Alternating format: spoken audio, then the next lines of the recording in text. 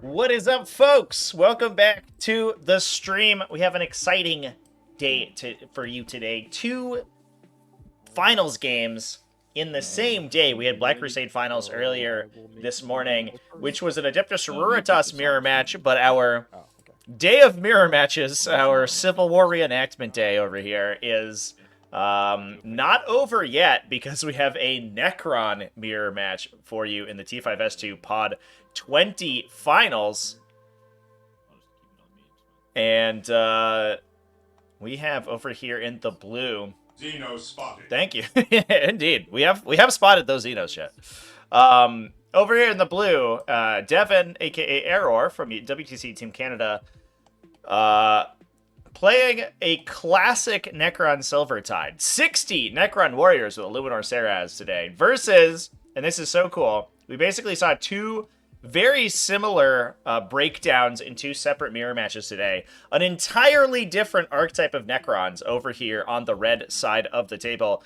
Swedish Murder Machine, aka Ulchi, playing Necrons in the red. This time, a Silent King vehicle-focused list. Absolutely wild, chat. So we have a bunch of spicy games for everybody today. It is good stuff. Rise been using the wrong objective markers this entire time. You could have been using Oreos. That's great, actually. When you take the objective marker, you get to eat them. That's the benefit. Yes, so we are on Chosen Battlefield today. The players have chosen the battlefield. They placed two objectives sort of oriented towards each other's side. However, we did see this being a gentlemanly game between top hat wearing, Imperial robots. We did have a gentleman's agreement to keep one objective in the center of the table, so the game didn't just evolve into a roll-off to go first with one player having three objectives on their side and the other player with only two.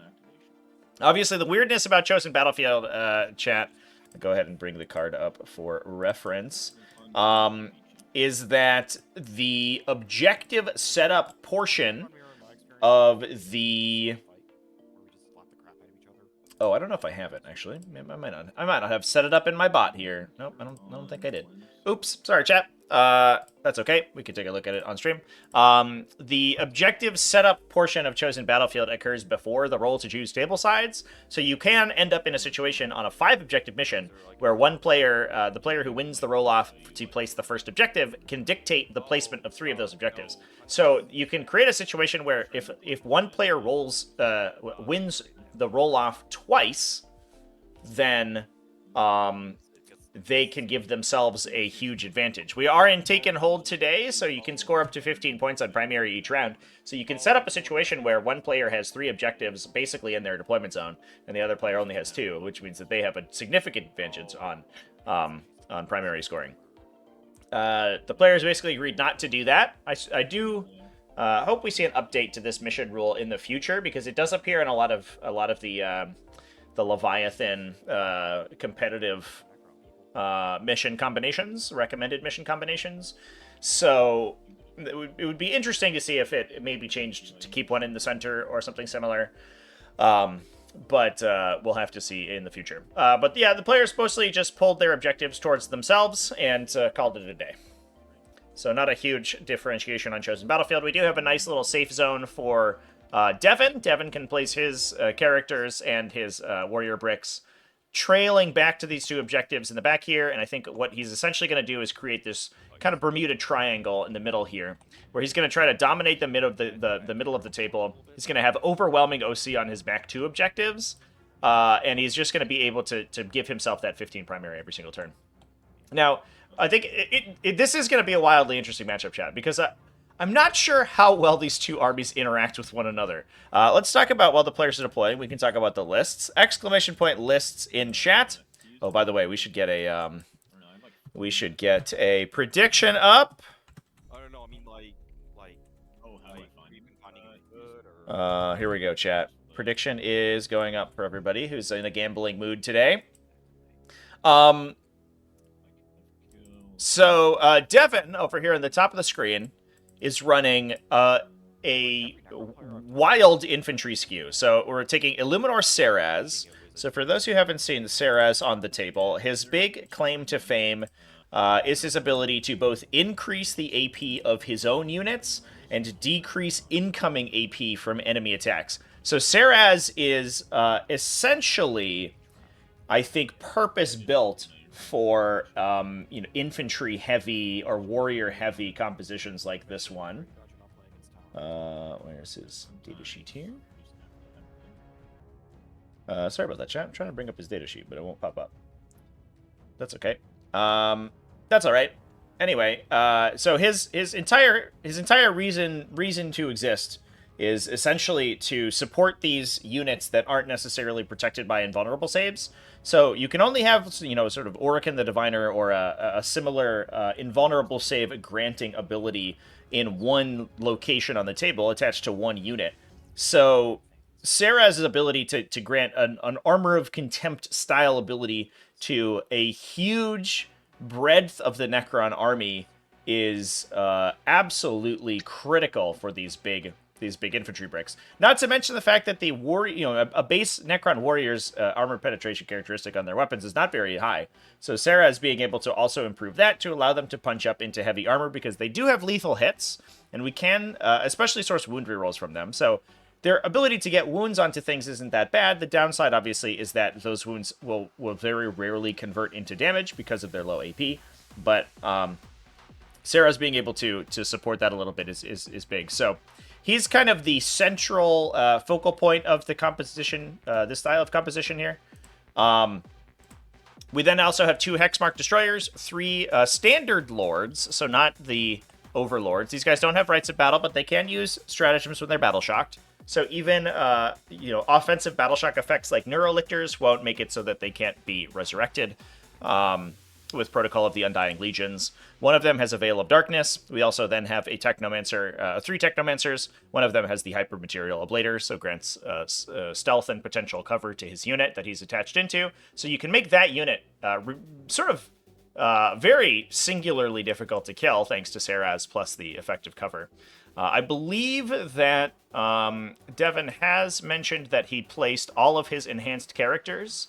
So we have the Hypermaterial Ablator and the Veil of Darkness both in this red Necron Warrior squad. So these guys are both going to be extremely survivable thanks to that Ablator, and extreme maneuverable thanks to that Veil of Darkness, giving them a once per game redeploy. So those guys are likely what's going to be throwing up in the middle of the table, soaking as much enemy fire as weird robot soldierly possible, and we'll see how long they can last.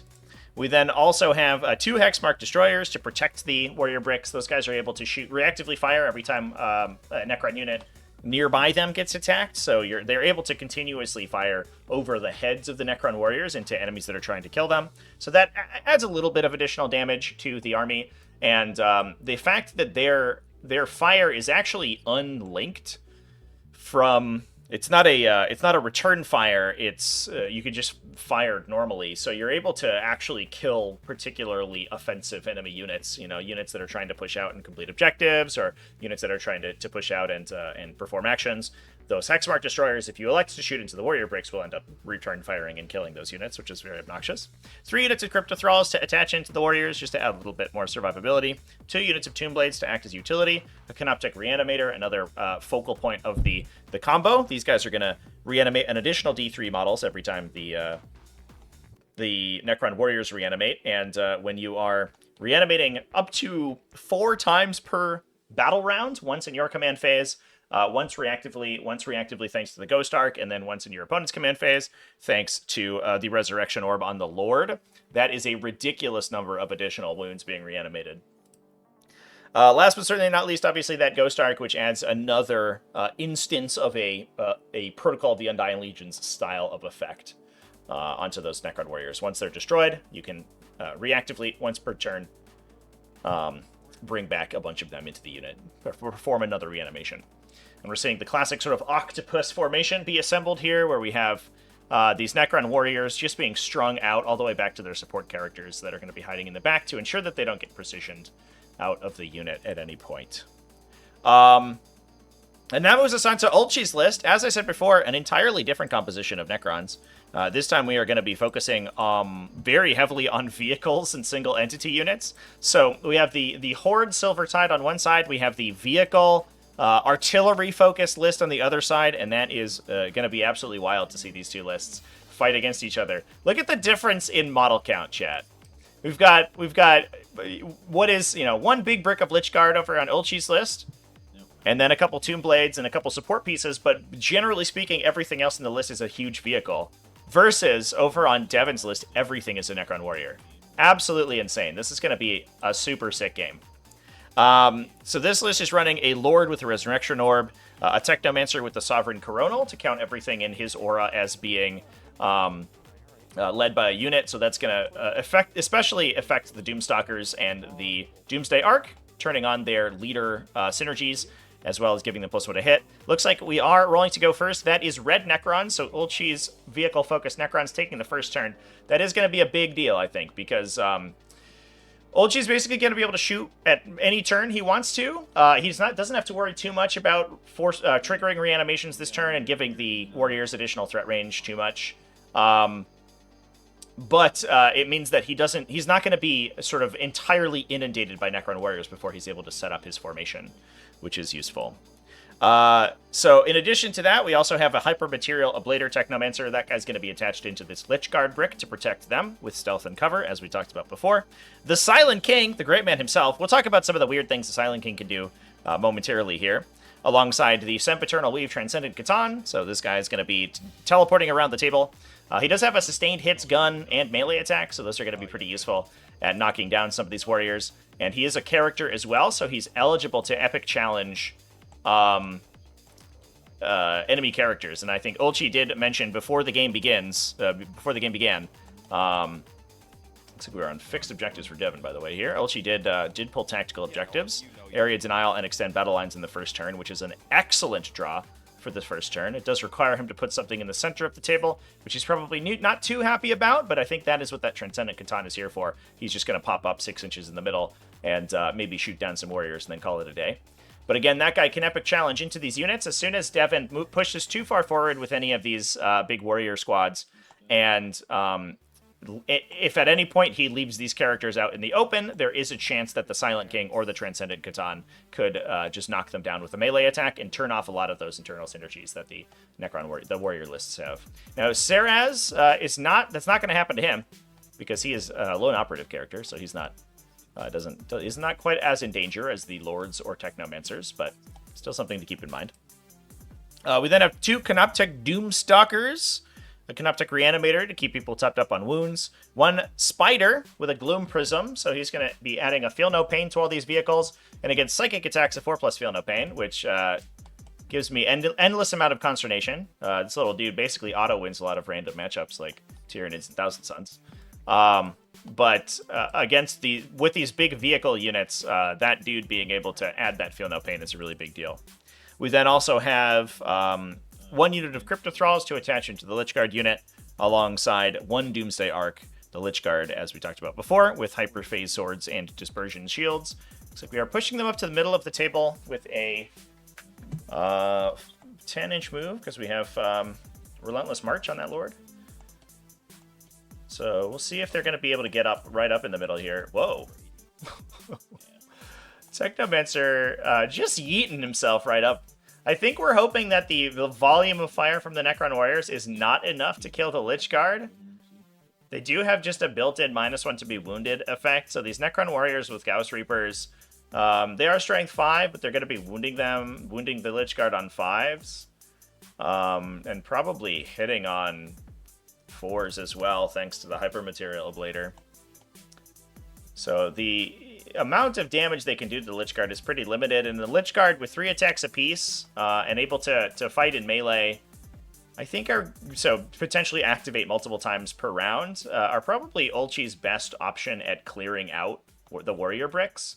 So I think he's really incentivized to get him up to into melee. I don't know if Devin is going to be particularly enthused about charging those guys, which is what he may have to do in order to take the center objective, which is kind of the central part of the game plan.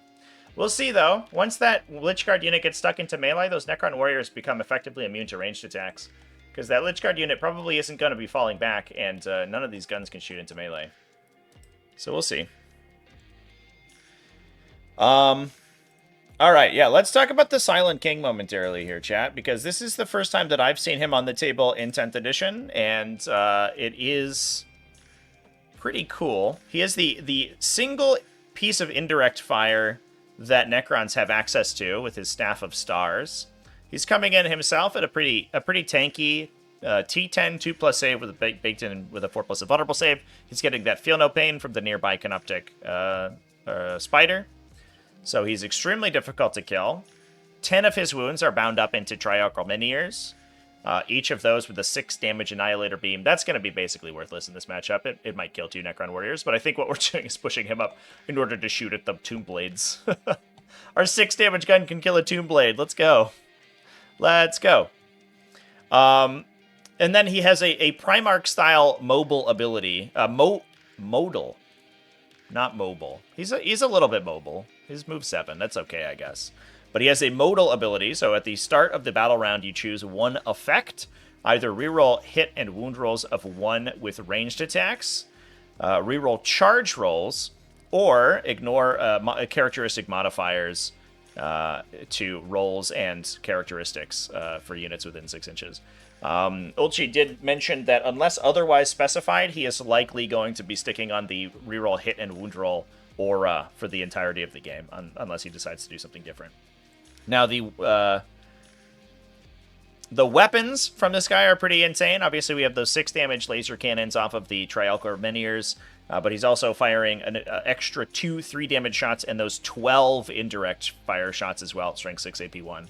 So lots of high damage shooting coming from the Silent King, and as well as a little bit of infantry clear from his as well. He's also swinging 12 times at 2 damage in melee. So he's another threat that could potentially epic duel out or epic challenge out one of these lords or technomancers, or maybe even 2 inside one of the warrior bricks if he gets to grips with them and Devin grants the Silent King line of sight, which I think is going to be one of Ulchi's big gameplays here. All right, so we are doing some teleporting with our Transcendent Catan. Looks like we're going to be trying to kill all of the Tomb Blades for Devin. So Devin has selected Cleanse and deploy Teleport Homers currently. So he's... Ulchi's best bet here is going to be to knock out the utility units in this brick. Now, obviously, Necrons are pretty good at performing these action secondaries. You can pay a CP to turn your weapons into assault weapons, so they're going to be able to advance onto these objectives and perform those actions. The downside is that it does require, essentially, all 3 units to forego shooting, which means that's a lot of Gauss Reaper attacks we're not taking. Now, obviously, we can use some utility units to do that instead. We could potentially be cleansing. This objective is outside Devin's deployment zone, so that is eligible to be cleansed. We could cleanse that with the Canoptic Reanimator, or maybe some of the Hexmark Destroyers to not take an entire Necron Warrior unit worth of shooting. But importantly, the Cryptothralls have pistol weapons, so once the Lich Guard get engaged in melee, I'm not sure about this Technomancer's position here. I think we didn't redress his coherency at the end of that move. We'll see if that gets fixed momentarily. So that means the Necron Warrior units are going to be able to be engaged in melee with these Lich Guard, and then perform actions like cleansing the center objective. So that is a lot of just sort of passive scoring that Devin's gonna be able to accrue, but it does mean that occasionally he's not gonna be able to fire with his warrior bricks. And fortunately for Devin, the chosen battlefield does help him because he's able to put himself in a position where he can get several objectives within easy cleanse range. So he's almost guaranteed to max that secondary, and he's likely to get at least a 15 on deployed teleport homers. Now he does also have 2 Hexmark Destroyers One of them is embarked into the Ghost Arc, actually, because it can carry one character. So that guy's going to be able to bail out and potentially cleanse one of these objectives by himself. The other one can battle round 3 onwards. Or I guess he could just deep strike, right? They're not strategic reserves. So he could just deep strike in the corner. And start to deploy teleport homers for the full 4 points instead of just the sad 3 points. All right, here we go into the shooting phase. Sustained. One explosion, and on 3s, 3 at AP2. AP2, so we'll start with the Tesla Carbine guy in cover. I'll just do an ordered roll. So he's good, and then I'm just gonna fail 2 of them. Fail 2. Right. So the damage first one is 2. So kills a guy. Second one kills a guy. 2 dead. It's a good start. All right, other Tomb Blade, same thing. Yep, go for it. They've all got Tesla. Yeah, we are under the sea today, chat. You don't need to breathe if you're a mortal robot zombie, so it's fine, you know? Additional. And then on... Ooh, not a great hit. Those evasion engrams on the Tomb Blades keep them safe. Then we reroll. All right, 2 more saves, no AP. Well, if I fail them both, I'll probably reroll one of them. Yep. Nope, just take a wound. That's fine. Okay. Didn't quite get him. Nope, I can't charge you, so that sucks. Can't really let me down. Tomb Blades are obnoxiously difficult to kill, by the way. That unit's kind of expensive for a utility unit, but holy crap, are they worth it? Because those things do not die as efficiently as you think they will. You need to wildly overcommit to kill that unit, and they'll just accrue value if you don't. Because a single model can just start to regenerate its unit back and then continuously perform actions. They're extremely good. If you're playing Necrons and you're not playing Tomb Blades, get on that. Those things are amazing.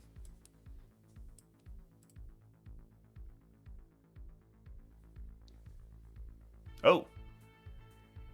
Looks like we lost Ulchi. Yeah, I was running, go ahead and pause the clock here for the players. We are running Tesla on the Tomb Blade so they can advance and do actions. I believe that they don't all have to take the same weapon, so I think that sometimes you can flip one into the Tesla gun.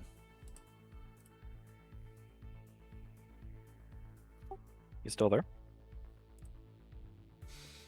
Matt, did we lose you? I think we may have lost him. I paused. We'll give it a little bit. Hopefully he can jump back in. Maybe just some connection issues or something on his end. Yeah.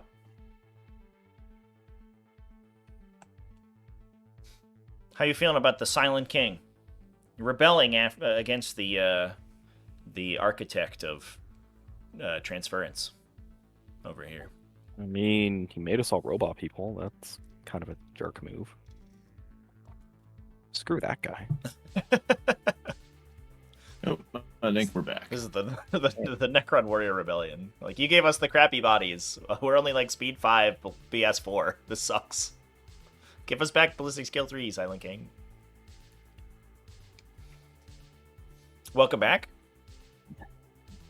Oh, I'm glad to be back. Right. Resume the Civil War. Indeed. The Silent King's shooting now. He'll just put everything into this squad of Tomb Blades over here. Sure, go for it. All right, chat. Apologies for the brief interruption there. Did I pull you out of vision with the... Yeah, if I shot with something else first, yeah. You'll probably lose the Menhirs, but they'll get to shoot no matter what, because they're part of the unit. I think only one of them can see anyway. Oh yeah. So, always run 1 Tesla, 2 Party Blasters. Yeah. The other 2 Casino Guns, D6 shots for dev wounds. Those Casino Guns are very good. The Particle Casters, extremely strong weapon on those little guys. All right. Love a good Tomb Blade gunshot. Finally, not Tau or Iron Hands everywhere. We're -1/+1 from the... Yeah, man, the post-Data Slate season has been amazing so far, Chad. The Autumn 2023 season has been incredible for 40k. I made a statement on a recent video that I thought 10th edition was the best edition of the game, and people laughed at me, but holy crap. Look at this! Every faction, even though they have one detachment, plays multiple lists. Are you kidding me? That's wild. When has that been the case in 40k? Just kidding. 2s, rerolling 1s. And this one is devastating, and the other one's at AP3. One at AP3, so one in-ball and one just goes through. So the in-ball... It did go wild. I didn't think that was a hot take, but apparently people like hate 10th edition. I talked to some LGS owners that said like sometimes their competitive crew would got like burned out at 10th edition. I understand it, I guess, competitively because Eldar was too strong at the start. But man, this post data slate format has been amazing. Like when in recent memory of 40k have we had 2 mirror matches back to back on the same day randomly, both of which for different factions, both of which for like literally polar opposite lists. That's so rad. Well, the big gun. And your D6 plus. Fried from the Eldar meta? Yeah, I can definitely understand that. I think my community, big shout out to my community over here in New England. We had we basically had kind of a gentleman's agreement not to play Eldar. We would go to RTTs and there would be 0 Eldar players because everyone would be like, yeah, I can't be bothered. It's not fun. It's an auto win. Who cares? But you play any other faction in the game, even the strong ones, even Genestealer cults, and it's an interesting and cool matchup into 90% of the game, and that's awesome. So the beyond Eldar, the meta game in 10th edition has been super cool the entire time. 4 at AP4. Stick on warriors. Slowly on 6s. Yeah, Fidget, yeah. That's the way to be. I mean, your community is good when players are here, like, not, It's... are there not to just, win and get store credit or whatever, but also give everyone a fun game, like an interesting game, and challenge themselves intellectually. Like, that's what competitive 40k should be. Custodies feel like they're less popular. Yeah, Custodies are in a bad spot, definitely. I'll concede that for sure. Not every faction's doing amazing right now. But everything is, within that 10% margin of error, and most factions have what it takes. Every faction has what it takes to go 4-1 at a GT. Most factions have what it takes to win it. The one warrior back here, and then we'll go to Falls. So good. Oh, they're just good apparently. Nice. Apparently 3-up saves are good.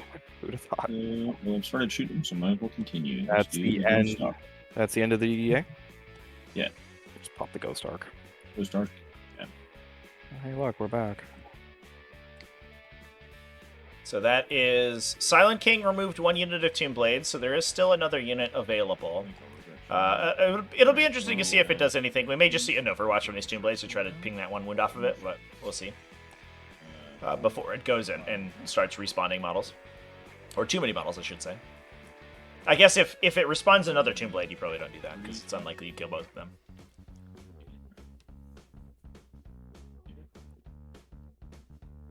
-1 to hit. Start was rough because your main 40k friend only had Eldar. Oof. I think you could make Eldar interesting and cool. You just had to play, like, the super non-competitive stuff. You play a bunch of, like, melee aspect warriors and direct fire cannons and things. I think the MSU builds were, like, really strong, but not quite as broken as the Wraith Knight builds.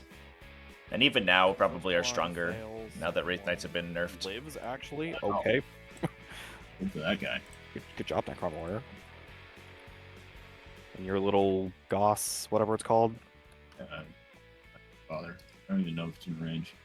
24 inches, right? 24 I inches. guess it is. Oh, shoot. Fire Prisms are the unit? I think Fire Prisms are fine. Unironically, Okay. I think Fire Prisms were the always other not the dude's issue with Eldar. They were just, they were an easy scapegoat because they were too cheap at the beginning, but now that their points have been nerfed, I think Fire Prisms are totally okay. You still need line of sight. If you're doing the Fire and Fade thing, it burns all your CP, and you can't use Fire and Fade anywhere else. And they only shoot 2 times if you're laser beaming them, and that's can very easily spike low or get invuln saved out. You play that into like Iron Storm, and I think Fire Prisms just feel kind of sad. One of their attacks gets blanked, one of them probably saves an Armor of Contempt, and then Maybe Doesn't have range for the the other 3 convert, maybe. Order And like rolls, you start with you critical mostly rolls, kill a save Redemptor Dreadnought, and then you're like, on great, that was fours, I think. 600 points of my army. So that's good. Original price Fails, listing was a little silly, for sure. E3 would be on 5s with cover. But mechanically, I don't fails. think there's anything wrong with Fire Prisms. It Oh, was yeah, just the yeah, you're efficiency. right. Feel more pain, so it's a dead crypto thrall. Night Spinners are the problem. I agree with that for sure. This. Any Dead crypto thrall. ability, in my opinion, that says you like, you know, target unit can't do something, I think is probably just a mistake. I'll die on that hill. I think control effects that say, you know, if you do something, there's a bad thing, or you're slightly worse at doing something, that's one thing. But the Night Spinner being you cannot advance is, I think, too strong of a control effect to have.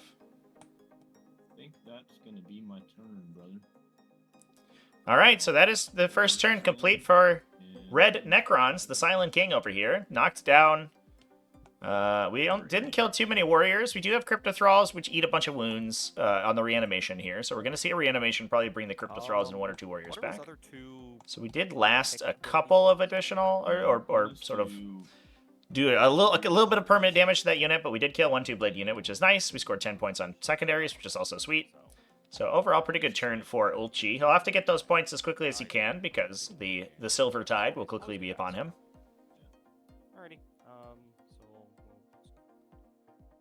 Command phase. I'll battle shock that bike. With the Mighty Magus control ability? Oh, the Changeling? Yeah. Yeah, that one is a little bit obnoxious for sure.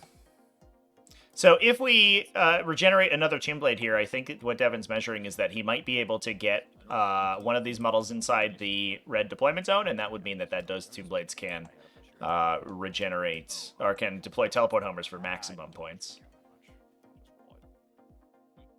So the bikes. Why did he move the Technomancer out in front? Because he's attached to the unit, chat. There is, outside of maybe a Necron Lord, like Epic Dueling that guy, there is no precision in this army. So, he'll have to kill all the Lich Guard to get rid of that dude anyway. And what he wants to do is get the Lich Guard up and engage as many of these warriors as he can, so he wants the additional threat range from the Technomancer being in the front there. But attacks directed at that model are just going to be eaten by the bodyguard models anyway. Look at this! Look at this chaining here. So we chained thanks to the reactive reanimation, then we're reanimating again and chaining it another forward one more time. We just gotta try to come in and touch these Doomsday Arcs. One thing that Devin can do is hide in melee. The Doomsday Arc can't shoot its blast weapon into melee, and nothing can target these warrior bricks in melee. So that is his biggest defense against these Doomsday Cannons. And it looks like we did generate a new Tomb Blade. Oh man. So that means that those guys are going to be able to flit over and grab a deploy teleport homers point. Oh no, this Transcendent Catan not killing that unit is very bad for Ulchi. I think his saving grace in this matchup is that occasionally he's able to deny 1 or 2 deploy homers points, but not in this case. Red, yellow Tomb Blades go +4, so they go 16. There's 1 hex mark inside the Ghost Arc right now. The other one's off the table currently. If 1 Hexmark Destroyer killed the Technomancer through his Feel No Pain, I would be surprised. That would be extremely, extremely lucky. And I think that Hexmark Destroyer is likely going to be cleansing this turn anyway. Oh, you can see him. Okay, this guy's got to Played a game where the Transcendent never got a sustained hit. Oh my god. That's brutal. Oh, my co-commentator's here. He can't see me. Inky, what do you think about the Necron mirror match? Do you have any thoughts about the matchup? Red will... No. She's already given them. My Silent King. Hope you enjoy fighting Necron warriors for the next 20 million years. Yeah, I don't disagree on the Feel No Pain thing, chat. I do think there's probably more 4+ Feel No Pain than I feel like should be in the game. That mechanic is like a little bit probably too strong and a little bit too common, but it is what it is.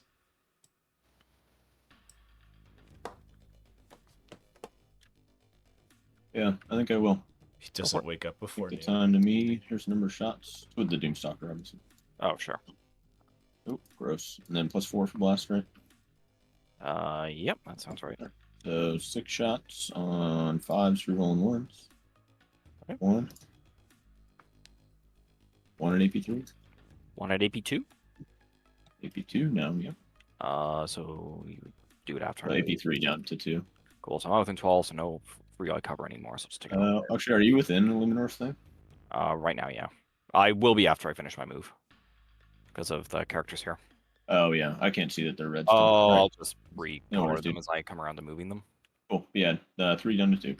3 down to 2. So he fails, and then he owes you some feel no pains. What idiosyncrasy of the Yellow Scribe aura generation is that the you lose it when you disconnect, so Ulchi can't see any of the coloration that we can see here. Is the issue there? I can. Oh, fuck, dude. If that's the case, I would not have done that. That's fine. I'm not gonna. I wouldn't have shot at him just to give you all your warriors back. Yeah, I'm that's cool with it. that is fine. I did not deduct my CP, so I'm still at 2. Okay. Appreciate it. I'll just have to. This guy would just have to go there. That's Just actually really good. I thought it was just in the shooting and fight phase. oh, the Ghost Arc's absolutely fantastic. Yeah. It makes this warrior army like so stupid. Right, you guys are just gonna Yeah, run up to string them all out and keep them all safe back. Yeah, that's the idea. And again, just pray to God you avoid Tau Votan, and you're good. I'll recall. Tao would have a field day with you. Oh, Tau just table this. Votan do as well. And the Votan CSM are- matchup is not great either, but it's winnable. Votan are incredibly good at infantry sweeping. Yeah, you wouldn't think of it with looking at their weapon profiles, but the volume of sort of mid-strength, low AP 2 damage shots that faction can produce at +1 to hit and wound, meaning that they wound your entire army on 2s against infantry armies, is absolutely nuts. Especially things like Brokir Thunderkin popping out with between 3 and 6 D6 blast attacks. You fire at these Necron Warrior bricks and you're firing 6d6 plus 24 attacks, hitting on 3s, wounding on 2s. It's pretty good at multi-damage each. We'll just crush an entire Necron Warrior brick and not allow it to reanimate. Everyone's, sometimes if you do a little bit of damage, chip damage on the way in, the Brokir Thunderkin unit will just kill it. Very strong. Votan are mathematically incredibly strong. They beat you with math. Just gonna shuffle over, just so Zaros can run up and do the thing that I said he was in range to do. Alrighty. Sorry, you are the green unit. You guys are blue for some reason. The Votan stonks. Yeah. Dude, they're going to the moon. They're gonna go to the moon and they're gonna mine it. Let's do this. something moon, rock, and stone. Run at them. I'll just move them up as far as they can go, and then I'll just adjust for coherency and whatnot afterwards. Honestly, I do think. I mean, it's unfortunate that Votan are so limited in their unit count because their builds are usually very static, just by virtue of the fact that there's not much in the faction you can play. It's not a fault of I think of the players of the faction or anything. It's simply because they don't have enough units to build more than 1 or 2 archetypes, which is just unfortunate. But they're the real success story, I think, of the data slate, right? Because they were so bad before the data slate update, and now they are so good. But not good in an unbeatable way. You can certainly beat them if you can trade up into them.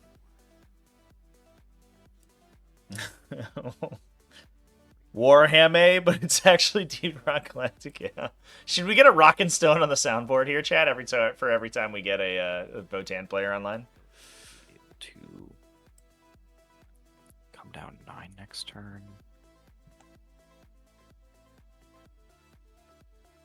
But you can't fall back and shoot, so if I just tag you with a warrior, it's He is a vehicle, though. yeah, no, the DDA. Oh, okay. Yeah, because if I tag him, you can't fall back and shoot, which is really what I'm interested in stopping. Yep. I just debating what I want to do with this Ghost Arc. I think I'll just leave it. I think it wants to go into the ruin right now. There isn't really much of a point. I'm fairly safe where I am at the moment. This stupid thing. You are lone op, so you're not going to die. So you'll just come here and get ready for next turn. This guy's just going to move over a little bit. I'm just going to lock the Ghost Jar because it has like, the worst collision ever. Alrighty. Yeah, that'll be that, I think. Shooting phase. Oh wait, I gotta cleanse this fucking objective, right? So I'll put the X mark here. I knew there was something I was doing with you that actually made a fair bit of sense. So sorry, he'll just go here and then just move this way.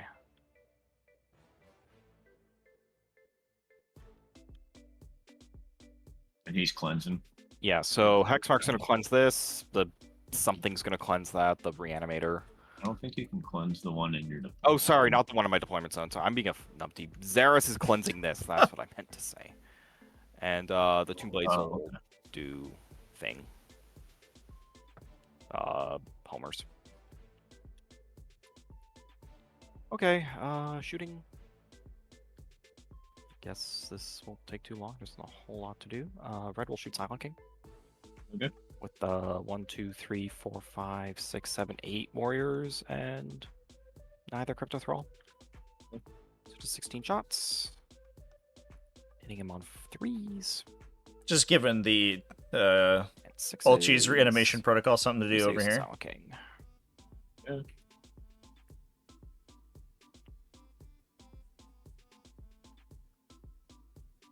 I get covered.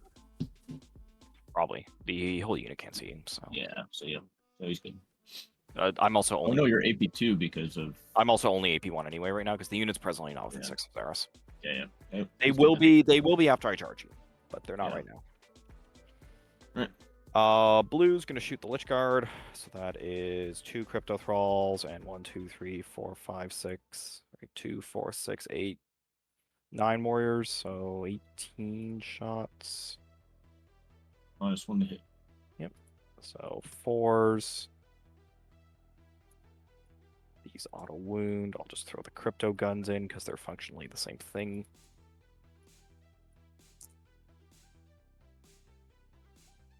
And these wound you on a 5s. So 5 AP2s to the Lich Guard. So all on my side for security. Sure. Taking on Lich Guard or Crypto Thrall? AP2.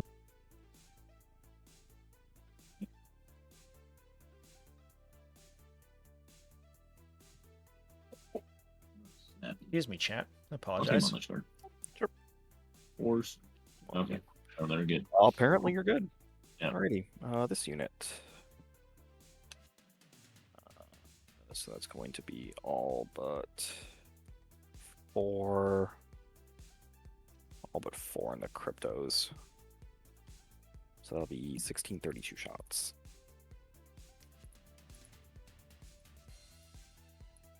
Same. I don't know why I ordered roll that. Oh, Hang on, she just work like this. Oh, good. That's still how she works that way.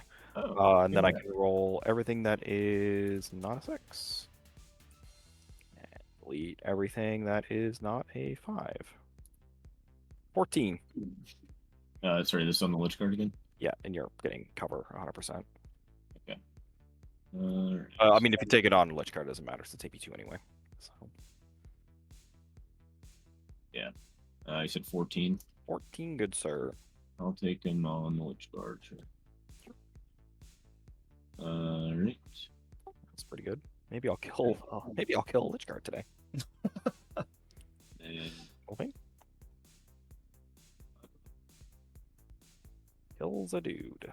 one dead dude. You're just gonna get back in your command phase. Cool. Well, that's all my shooting. And I guess I'll just charge you. What a time. I'll do blue. Blue's gonna charge Lich Guard. How many units do you think we're going to kill this game, chat? We'll kill the Tomb Blades, right? And, you know, maybe we see the Hexmark Destroyers die to, like, the Transcendent Katana or something. And, like, maybe this guy? Does this guy die? Not sure. Other than that, I don't know how many units die in this game. Run there. You'll just run up there. You'll base there.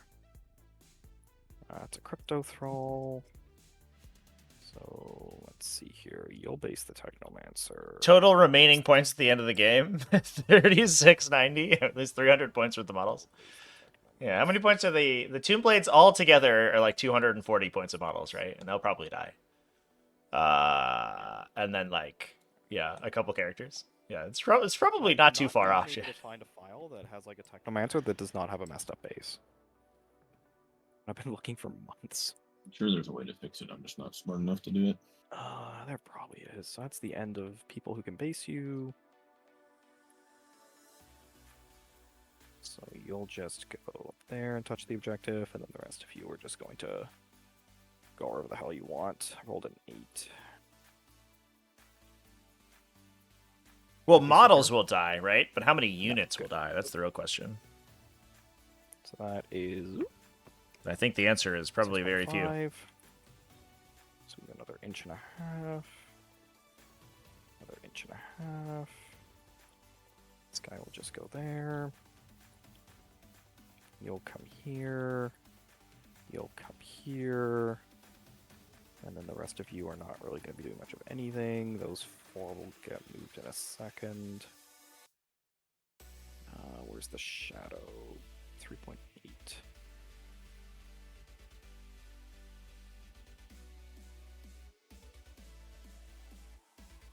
Alrighty. More models die than were brought to the battle? Maybe. We've already basically killed like 15 Necron warriors or I'm going to something. leave the Technomancer here within 3 of the Ghost Arc. And then I'm just going to Daisy Warriors back for some coherency. Alrighty. Green will charge the Lich card too.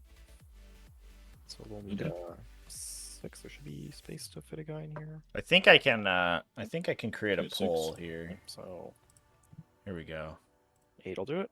Yep. So I'm going to base you here. Oh god, here they all come. And we're just going to take some movement. Because movement's nice. I like moving. So that's 8. So these 2 cannot clear the wall.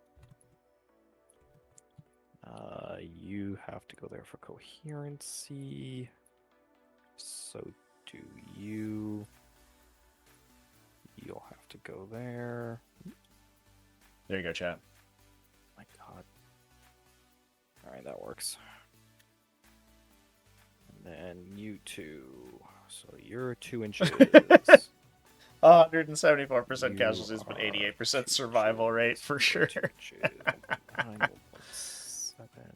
9th edition Perfect, gave points that on works. Finn. So Yeah. just run up I'm and do glad it. they got rid of those. Like, honestly, I Right, understand assassination and break it down because they want to prevent like lone operative skews and stuff from becoming super strong. But I am super glad that they got rid of like the points per killing wounds worth of bottles, because it just felt super bad if you didn't bring like, you know, what is ostensibly just like a regular Space Marine army. Just made you feel bad about yourself. 8, 9. You'll come around here with a crypto thrall, here with a crypto thrall.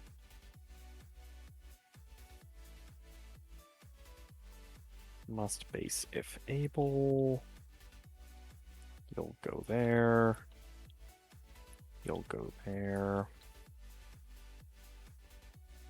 You'll go there. You'll go there. This guy's gonna come up just so we can pile onto the DEA. Yep. You 2 are just gonna come up like this, just to stay within 3 of this thing, and then we can start with my coherency train. That's looks legal. That's too far, so you'll have to go there. This guy can go here. This guy can go here for coherency. I'll have to do one more. Actually, tighten it up this way.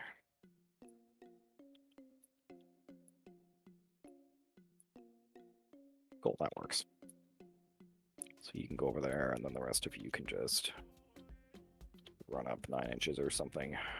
8.3. And you. Alrighty, that'll be it for charges. Yeah. It's so much fun. Would you like to countercharge or do anything weird? I do not think so. Alrighty. You have CP to interrupt? You do. Are you going to? Probably not. Answer is They're no. an Necron game where it's turned 1 to 2. Take Didn't think you 1 minute in 15 of your Honestly, clock. no. Yeah.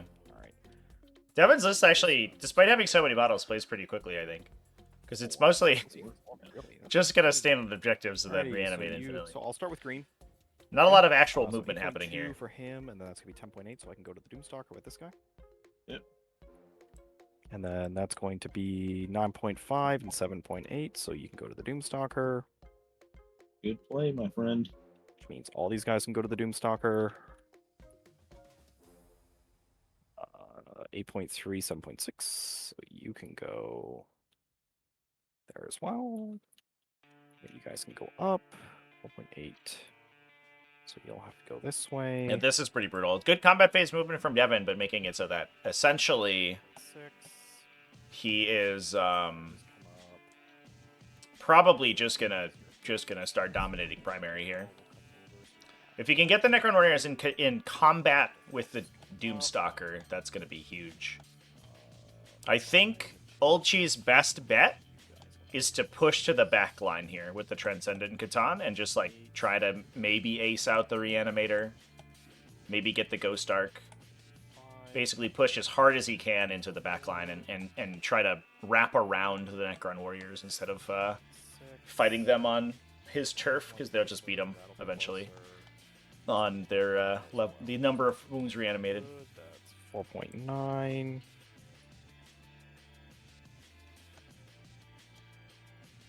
4.3, and then that'll be 6.2. 5.5, and this guy I think moved already. Yep. Alrighty. So I'm just gonna punch your Lich Guard with the 2 warriors and 1 Crypto Thrall because I can actually attack them. Okay.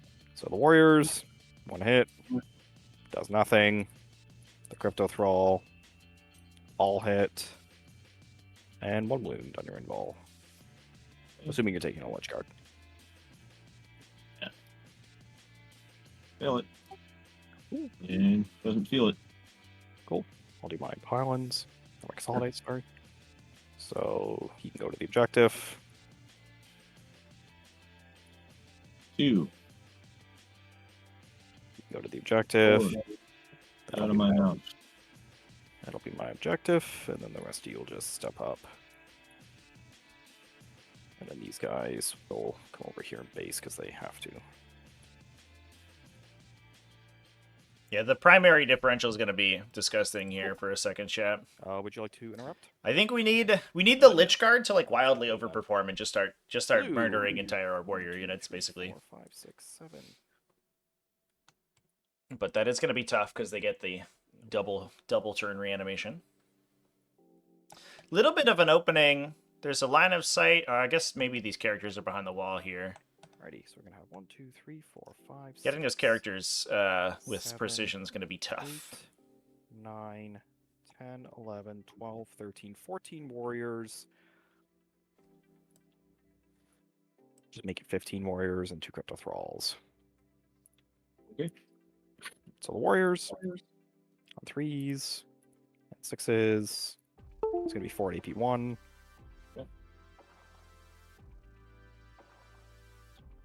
Crypto Thralls. Yep. So take 1, Got 1. kill pain, Feels it.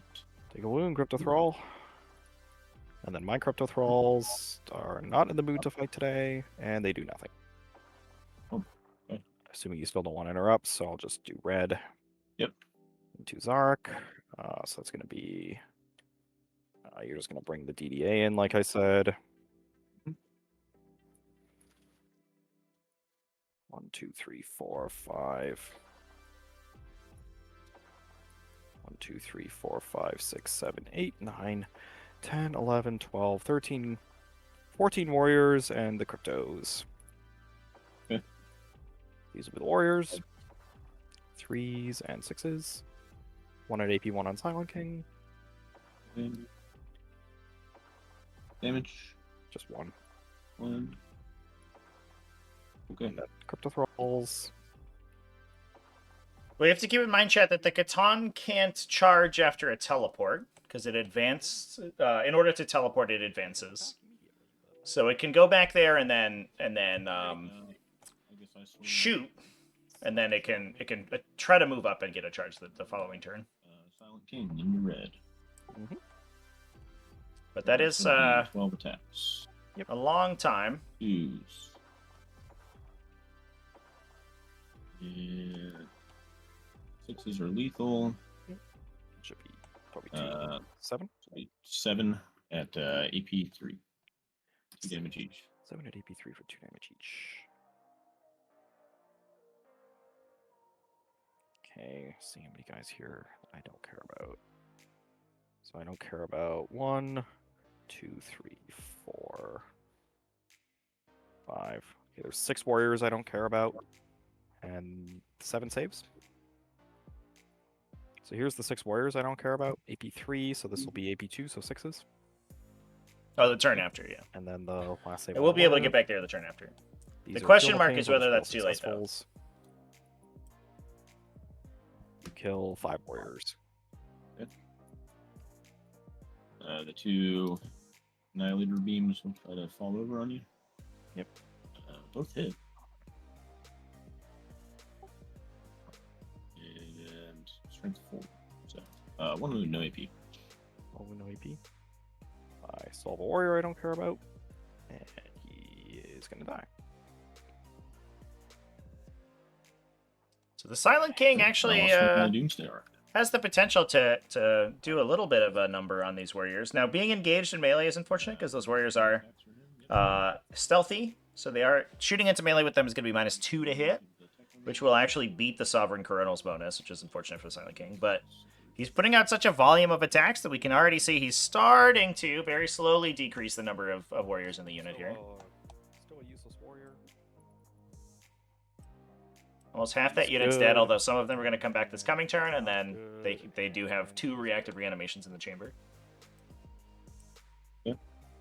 I guess next we will do the Lich Guard. Cool. I'll pay a CP for +1 strength and AP. Sure. Here's the pile in. I'll put as many in the blue as I can. So we think either 3 or 4 units or 7 or more units are going to die this game. I think I Interesting. can get all but 1. Maybe probably all but 2. You got to make base with your pylons, wherever possible. So that guy would have to go there to block the base out. Yeah, I'll just block him first. Then. Yeah, and then you can put the rest wherever you want. Yeah. So it looks like 2 will have to attack green. Agree. So we are -1, so we got 7 going into blue, and then the Crypto Thralls, and then 2 into green. Yep. So here's the 6 attacks in green. Go for it. 2s. Sure. And on 3s. Wow. Okay. I'll just give them all. Those are at AP 2, I think. You'll be -1 from Xeris, right? Yeah. -1. AP 3 down to 2. AP 3 down to 2. 6 of them, you said? Correct. Alright. Crypto Thralls. Fail 3 of them. Armor save on a Crypto Thrall. And then the last armor save on a Crypto Thrall. It's going to be 4 Fuel Pains to Crypto Thralls. Oh, jeez. Kill 1.5 Cryptos so far. Yep. And then your Cryptos? Yep, so that's everything in the green. Oh, that was into the green squad. Oh, that was just green squad. Do you want to do that on Crypto Thralls actually? No. No, I do not want to do it on Crypto Thralls. Yeah, sorry, I thought that was blue. We'll just start over. I'll just throw it all on warriors. There's 6 of them, right? Yeah. Yeah, 6 of them just all on warriors. So that'd be on AP AP 3. So down to 2 would be 6 ups, right? Oh yeah, sorry. So the 4 would fail too. So I lose. And the 5 would also fail. No, the 5. They have a Oh, force. right, yeah, because you just undo Xeris. With that. Right, sorry. Yeah, he's fine on the Philippine. So I just lose 4 warriors. Okay, cool. That's fine. All right. Now we've got. I'll do the 7. 7 times 3 is 21. And this is into blue now. Yep. 2s. And 3s. 13 and AP 3. See, that's a number that makes a lot more sense. Because I thought it was like 7. That's it. I was expecting a little bit more. 13. So I'll just do an order roll starting with the cryptos. Okay. So this is AP 3, so AP 2, so I'll be on 5s. So that's good. These are Philippines on cryptos. That's a dead crypto. Okay. These are good. Yep. That's a Philippine on the other crypto. Get in the box. Oh, apparently cryptos don't want to make Philippines today. Then warriors will be on 6s, so that's good. And then these are Philippines. So I lose both cryptos and 2 warriors. 4 warriors. I don't care about you two. You and you can go away. Okay. Yep, and then your crypto thralls and your characters. Yep. Here's the cryptos. 3s. 3s. 6. 6 at AP 2. 6 at 2, so 6 5-ups. And Philippines. 3 more dead warriors. 3 more. We can The have Lord now, which I believe I gave him 1, 2, a.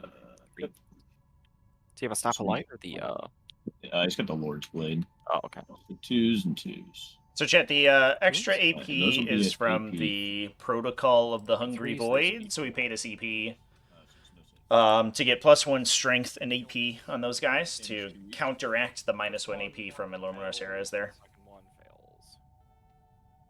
So I will kill you. And then your Technomancer? 2 attacks. 1 miss. 1 wounded. Oh, AP 3. Armor save and Philippine. He's good on the Philippine. I'll trigger the Ghost Mark off this. Yep. So 2d3 plus 3 wounds back. So I get 7 wounds back. We'll bring back the Crypto Thralls and 3 warriors. Or I could just bring back all. I'll just bring back all warriors. You have no more attacks going into me anyway right now. So. Ooh, that's scary. 2, 3, 4. The 5, Ghost Arc triggers each phase, so it's able to reactively reanimate once in the shooting phase and once in each player's fight phase. 7. Oh boy. Yikes, chat. That's a lot of reanimation. I think that we've done another turn of Warhammer. Yes, the Sarah Silent King doesn't ignore So. Sarah's ability because Sarah's yeah. ability affects your weapon characteristics, not your model characteristics. So I score 400. Which is what we've ruled in the past. It's also sort of been unofficially confirmed, I guess, by the World Championship ruling. Score no primaries.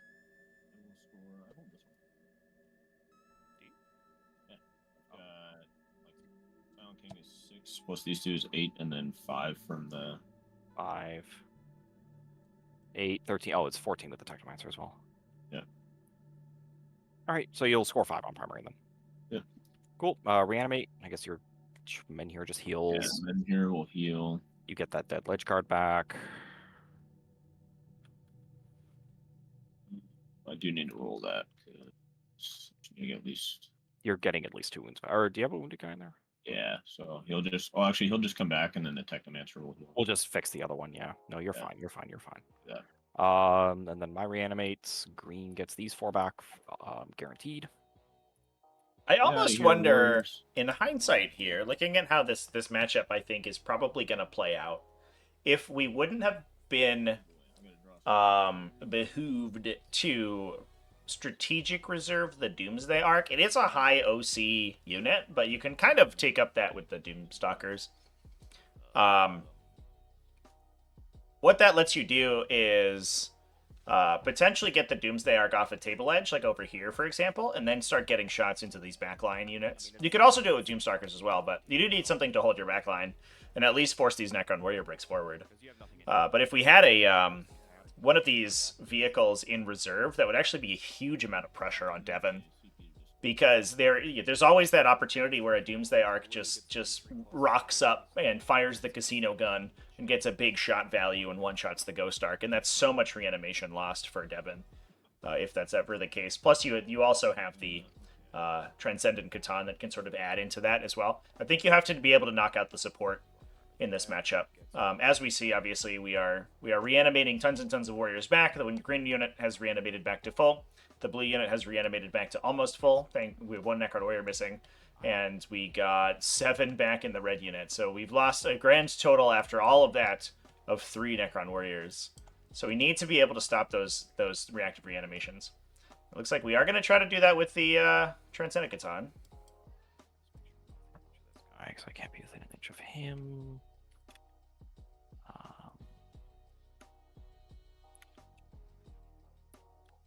And then you can go there, and then you can go maybe here.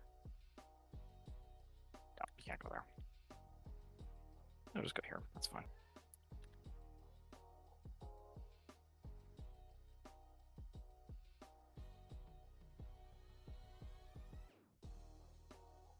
You have like see a billion on here. 14 on there. 2, 3, 4, 5, 6. Yeah, I guess I have warriors on there. So that's 14 right now.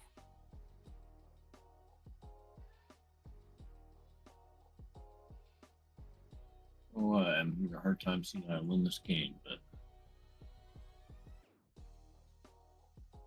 Yeah, one thing I want to commend Devon on here is that he hasn't given anything for these blast weapons to shoot at. Despite the fact that you want to be firing these huge multi-damage blast weapons into these big bricks to get rid of them and get through their funeral pains and start taking Crypto Thralls down and just adding, more and more pressure onto those reanimations.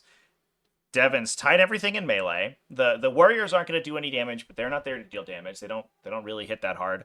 And now either the blasts are engaged in melee themselves and now can't move, or the only things that they have in line of sight are units that are also engaged in melee. So again, he can hide in melee for the most part. If Ulchi falls back with, the Lich Guard or the Silent King, he's just losing a bunch of shots. So he doesn't want to fall back with those units. And that means that he's getting no value out of these Canoptic Doomstalkers in his Doomsday Arc right now, and it's really unfortunate. The Doomsday Arc will be able to fire its Gauss Blasters into melee, obviously, but it has literally no other value targets currently. So Cyrus is in line of sight, but he's a lone operative. Everything else here is in an infantry unit that's engaged. The only other independent units are in the back here. They're all hiding out of line of sight. There's a Hexmark Destroyer, but he's also out of line of sight. Yeah, there's very little for Ilchi to do.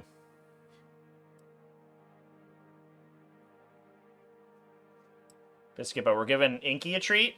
I can make that happen. Let me get her camera on. Well, I think you'll be scoring engage. yeah. There she is, chat. Our queen.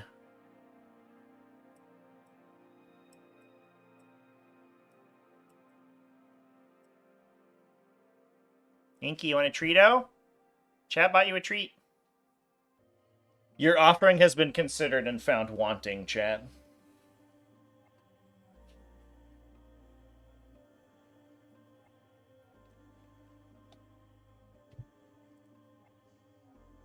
Oh, I can't even shoot at green because they're engaged. Yep. I think Xeris can shoot into his own combat, and the EA can shoot in with its Like flares. the Doomsday can see anything. No, he can shoot into red with the flares. That's it. My plan doesn't work. Inky's saving the treat after Walker she gets her keyword hushes. does not let you walk over enemy. And unfortunately does not. I don't think it does anything. There's like some abilities I think it ties to, It lets you Nothing yet. heroically but there's intervene. nothing in the Necron book that affects walkers only. And it should make you unable to tank shock, but it doesn't.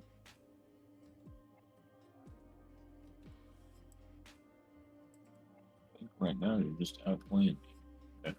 Inky will get treats as you save enough for VIP, yeah. Inky also appreciates treats more when they're from a VIP, I think. Oh, there she goes, chat. She's doing it. Num num num num. All the Treatos.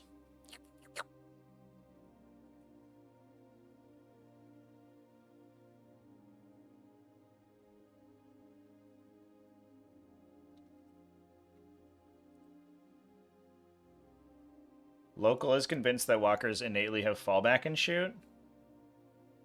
Really? What? That's just patently false. Decidedly untrue.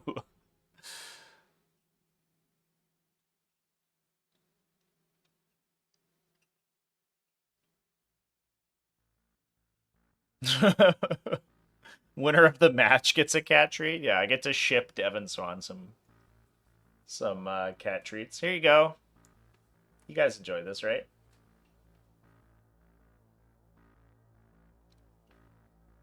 Yeah, it might be Titanic units used to be able to fall back and shoot. So it might be that he was thinking of like old knight rules.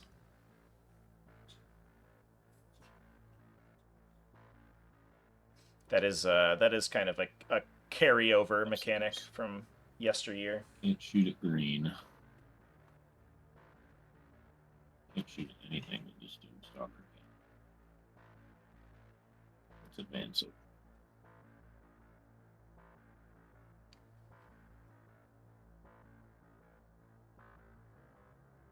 Just giving you movement. Okay. Start. Conshard is going to shoot. Rain emitter, and he's out of range anyway. I guess we'll shoot at the Ghost Arc and see what we get. Cool. Go for it. 2 sustained. It's pretty good. And it's T9, right? T9 on the arc, yeah. Yeah, so fine. Just one. Just one and AP2. 4 pinball. He's good. Ugh. Silent King into Big spike there would have been nice. -1/+1. Yep. Put everything in here. Here's the 2 Menhirs. Yep. Both hit. Both She's win. looking at you, chat. AP4.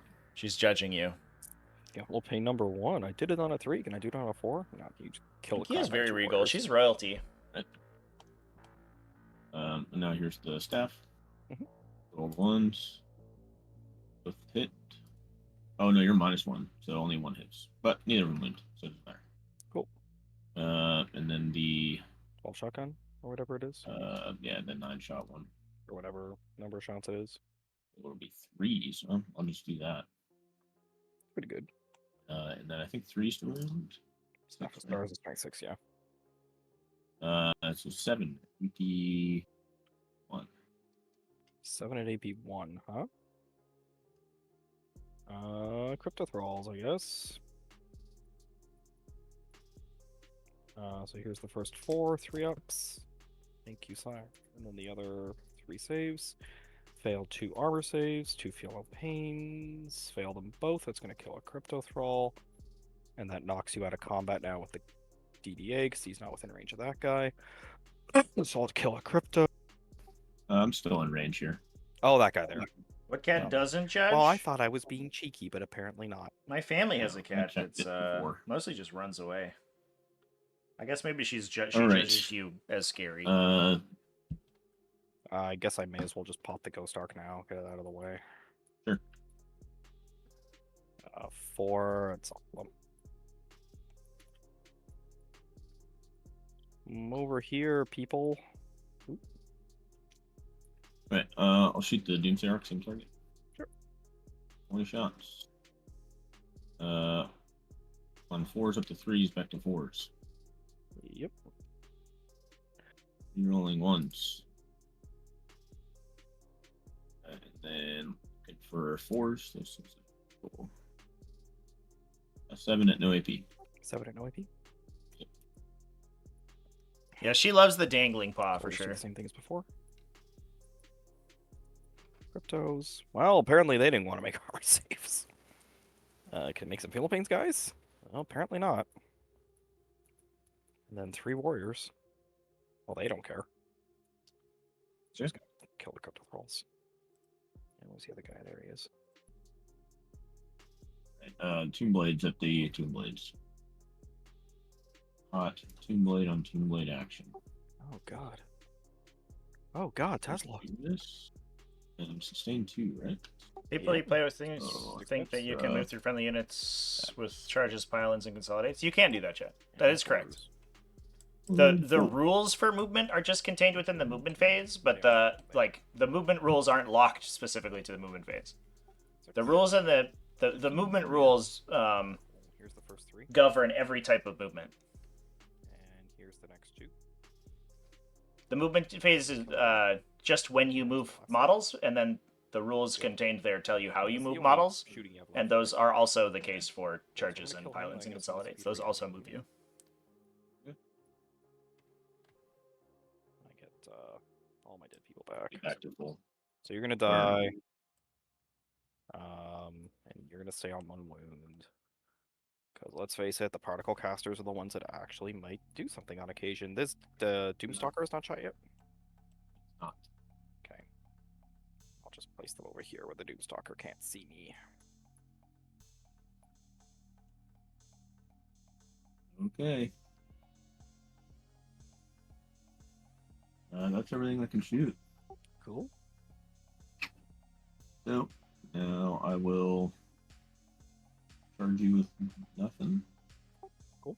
You'll be giving up your big. Yeah, I think I just keep my engage. Or do I try to?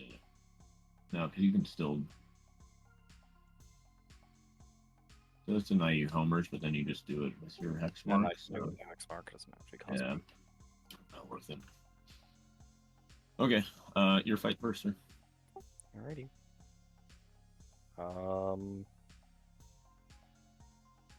Does it matter? I don't think this actually matters at all. Yeah, you can't actually base him, so we're gonna do this, and we're gonna bring this guy in. He's not in combat. Oh, he is now. Oh yeah, you're green. So you'll go there. You'll go up there, because you no longer have to base him. Bring that guy in. And then you guys can do that.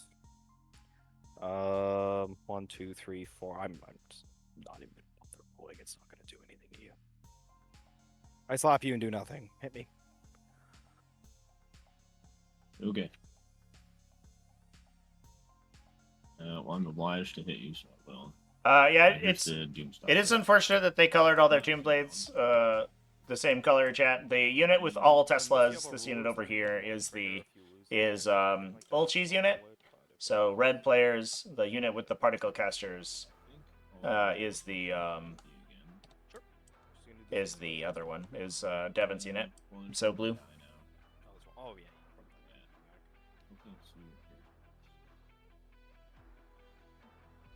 Yeah, I'll spend it. Alright, so it'll be just an extra 3 into blue this time. Sure. Like that. Alright, we'll start with, here's the Lord. 2s, 2 at AP 3, AP 4, sorry. 2 at AP4. This is into blue, right?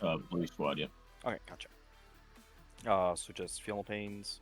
And they're damaged 2 each. Yep. Yep, so the first Philippine, and the second Philippine. 2 dead warriors so far. Yeah.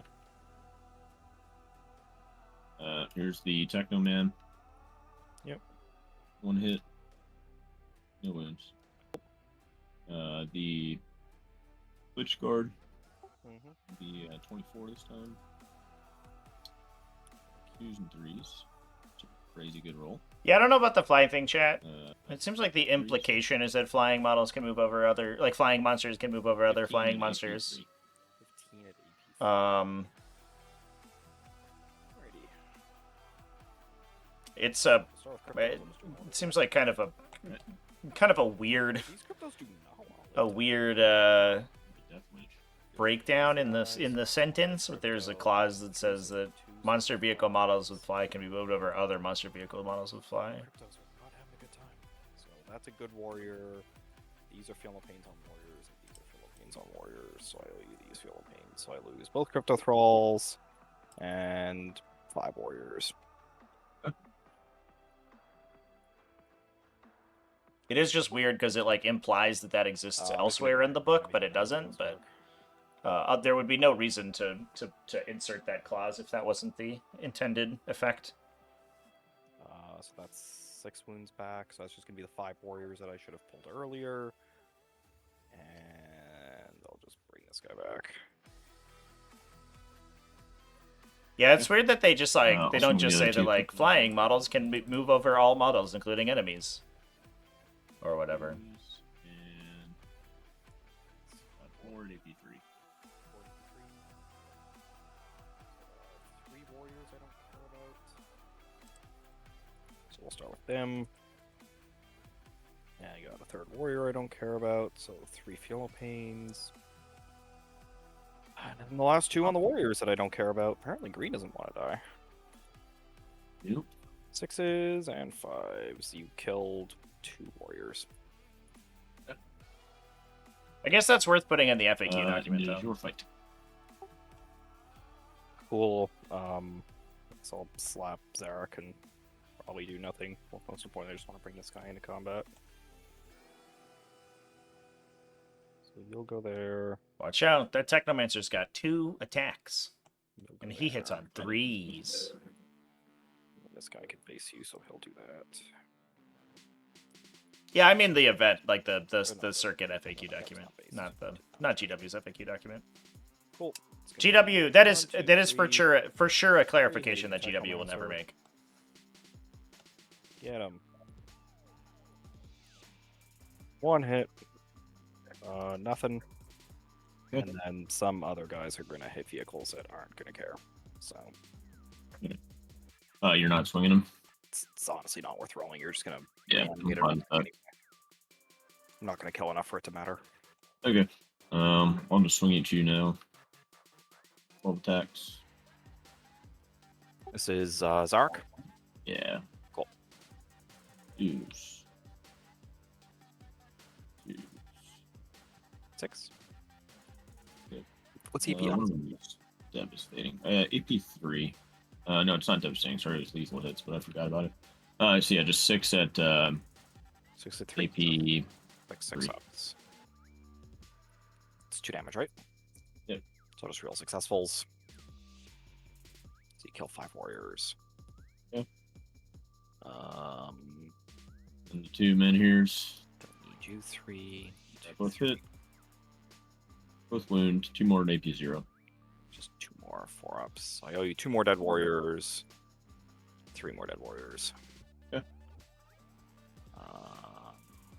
1, 2. I guess 3. I'll use the strat on them to reanimate. Sure.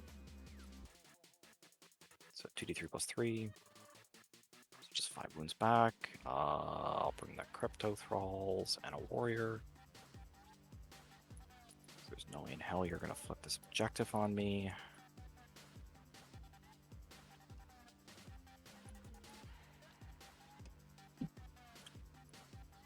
Actually, put the cryptos over here. You want to try and eat his face off next turn.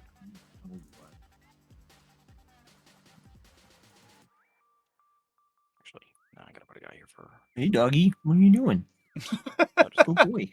Hey, doggy. Oh, sorry, this guy's gotta be there for coherency. Boom, boom. All right, that works.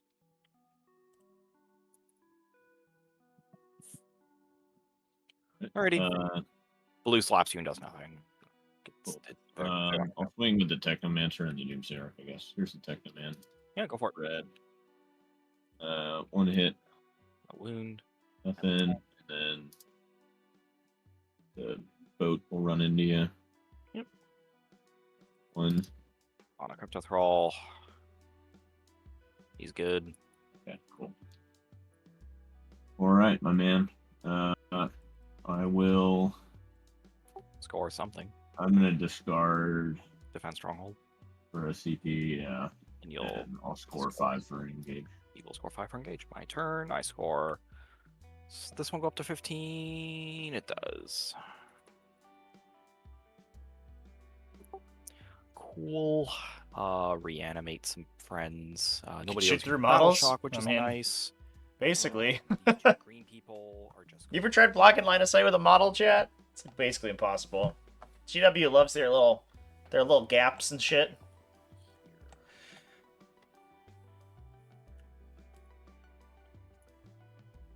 Cool. I guess what, 15? You already got it in there. Already got it in there. Yeah. Perfect. All right. Red and blue, I gotta roll for. So red gets 2d3 plus 3. They get all their dead people back to life. Isn't the Necron mirror fun?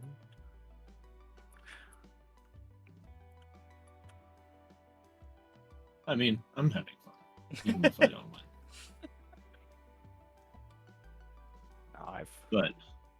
I've played this mirror match enough times to know how it goes. Yeah, this is actually my first mirror match. Well, that's. I usually play 2 Lich Guard bricks. I think the worst thing was a team tournament where I got 4 out of the 5 games I got paired into the Necron mirror, and I wanted to like strangle my captain afterwards. That's a lot. Like, why do you? It's just brutal. He's like, you hate the game, but you keep winning them, so I'm gonna keep pairing them. So blue gets 7 wounds back. I can Okay. count.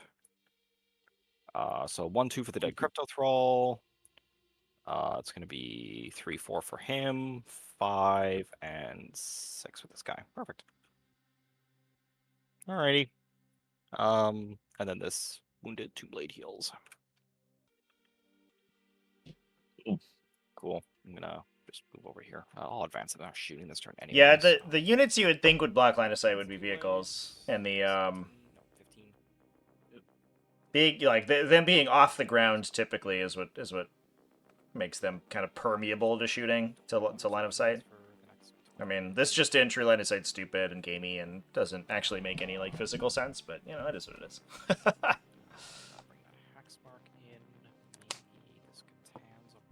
But it's never gonna go away. We're never gonna lose it ever.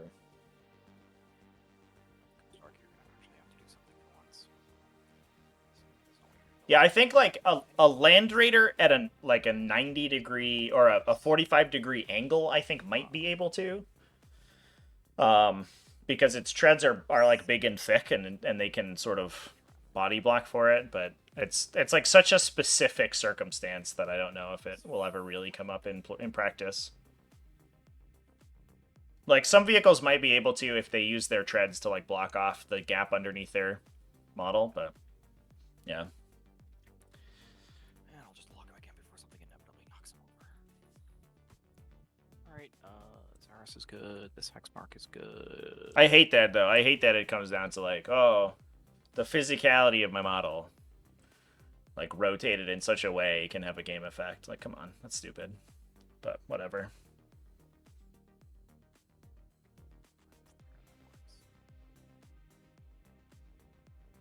Armor skirts now modeling for advantage, yeah. Yeah, I guess like you could put like Lehman Russ and Chimeras, you could put dozer blades on the front, right? And suddenly like they might actually block line of sight. Always have gaps between the tread tracks. I don't know about that. I think the Space Marine vehicle's treads are solid.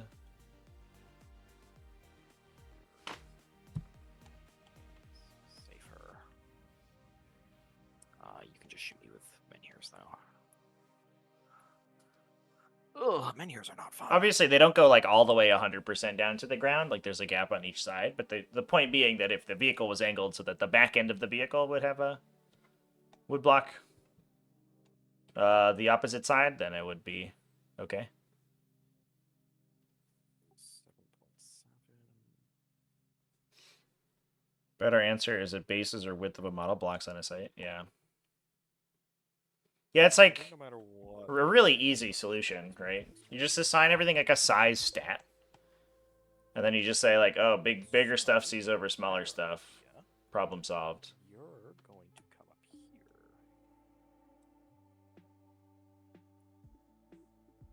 No, you don't want to do the percentage thing, though. The percentage thing is, like, so... It's so difficult to like, prove. Like, oh, you need to see 50% of a model. Like, what does that mean? A model will never see 50% of another model because it blocks itself. Like, what? That's very bad. That's how it was in, like, 8th edition. To get cover on vehicles, you had to be 50% obscured by terrain. And you had to, like, prove that mathematically. Horrible. Absolutely terrible rule. Just make it black and white. I was hoping to give you that objective. This one? Yeah, I was hoping to take your side. Oh, I see. 1.3. Made sure that you couldn't hold that one on the other side. And good there. Let's go for the yellow 9. Alrighty. Shooting. This isn't gonna take very long. Cleanse. I mean, entire units already fire through a 1mm wide gap. That's already how it works. It's not really a difference.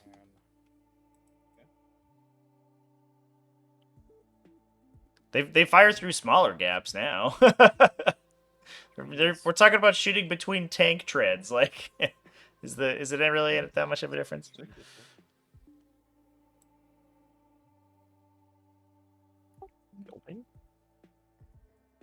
Feeling pains. Take a Takes look. one. Well, you're just gonna heal that, so don't bother marking it. I'm not charging you or anything, and the reanimator's out of range. Cool. I'm just going to try and charge you with the X mark. Okay. Because it's funny.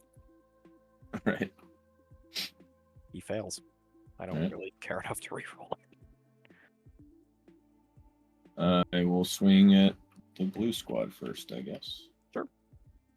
We'll do the same thing. TP. Okay, so these two can pile in now this way if they want. Yeah, the tall models, like, being a disadvantage is really crappy for sure. It's hard. You can't do, like a drawn line of sight base to base unless you do 2D measurement, right? Because, like, then you get into these weird situations where, like, you can hide behind a 1-inch wall or whatever, which is just strange. Right. So same thing. You just have you give everybody a size value, and you have that size value translate to a height of terrain that blocks line of sight too, and then you're good to go. So like, oh, if a wall on a ruin is 2 inches tall, it blocks line of sight to size 2 models. But if you're size 3, we'll get you. One and AP3 on the green. Just on a warrior, fails, and passes the fail pain. Here's the Lord in the blue. Yep. All hit. 3 at AP. For 4, so just go on warriors. 2 damage each. Real successfuls, just 2 dead warriors. Okay. Plus whatever. Techno Man. You hit on 3s up to 4. You bring a big Ed boss bunka and leave a gap for lower accuracy. They can shoot their gap. Yeah, 100%. DP. Chat. If you can draw a line from your model to the opponent's model, you can do it. You can see. Done. It's 2 in a row, dude. That's weird. And then 3s. 16 at AP3. 16 at AP3. Alrighty. So we'll just do an ordered roll, starting with the cryptos. Infantry swarm, mounted size, vehicle, monster size. I mean, you could. Be on 5s. I think you have to make it a little bit of granular. Like, you don't want. They're gonna fail. These are 4. There are some infantry that are very big and some like vehicles that are very small, right? You know, you don't want to. You don't want a crisis battle suit to be the same like size level as a Bleeman Russ or whatever, a Rogaldorn. You know what I'm saying? This is what they do. This is what they do, baby. Yep. Oh, now he's dead. There we go. Kill the cryptos, and then I owe you 2 warriors. Get out of here, Crypto Thrall. Kill another warrior and the crypto. Warrior. That's into your attacks. That's it. Oh, Crypto Thrall's swing too. Oh, I think yeah, I might have forgot to swing him last time. No, They all hit. 5 at AP2. I would AP2. So these will be 6s. No, 5s. Is Blue Squad out of coherency? And feel pain. Kill 2 more warriors. More. That's fine. And then your swing. I'll go Stark them. Okay. Get 9 wounds back. You have no more attacks. I mean, part of the issue is that like the keywording currently, as it stands right now, doesn't really make any sense, right? Like, how come, you know, a crisis battlesuit is a vehicle, but a pyrovore is an infantry, right? Like a unit that is like twice as big. Who knows? We'll just do red. Yeah, Alright. do red. That's gonna be into the Technomancer. 1, 2, 3, Impulsor 4, plus 5 with the sniper 5 eliminators? That might be fine. It seems okay. I think the last few souls are like generally more useful because you precision has so much counterplay that building your unit around it isn't that great. Precision is probably the worst weapon keyword in the game right now. Besides like hazardous, I guess. When that, the worst weapon keyword that doesn't actively hurt you. So I think generally like the last few souls are more more highly rated, which I appreciate. But I mean, I think it's probably okay. 6 times at AP2. AP2 or 1? AP 1 normally, 2 because of Saris. No, that's right.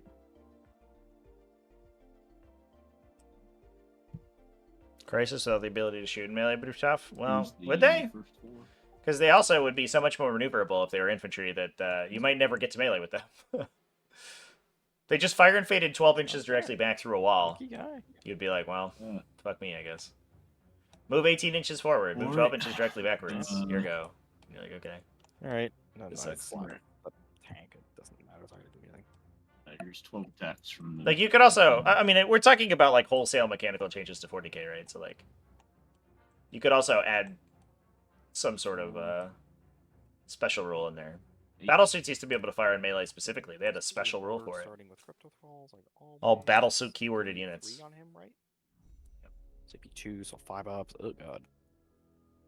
So the first crypto thrall does not give a shit. There are 3 damage. Paragons are huge. Oh, they're 3 damage. They're smaller than a lot of Oh, his infantry in the gun game, is though. 2 damage. That's what it is. Pretty sure it is. Let me double check. Might be wrong. Okay, so No, I'm lying to you. It's 2 No. damage. no, his shooting is 3 damage. That's what it is. Yeah. Yeah, So that's good. This is a feel no pain.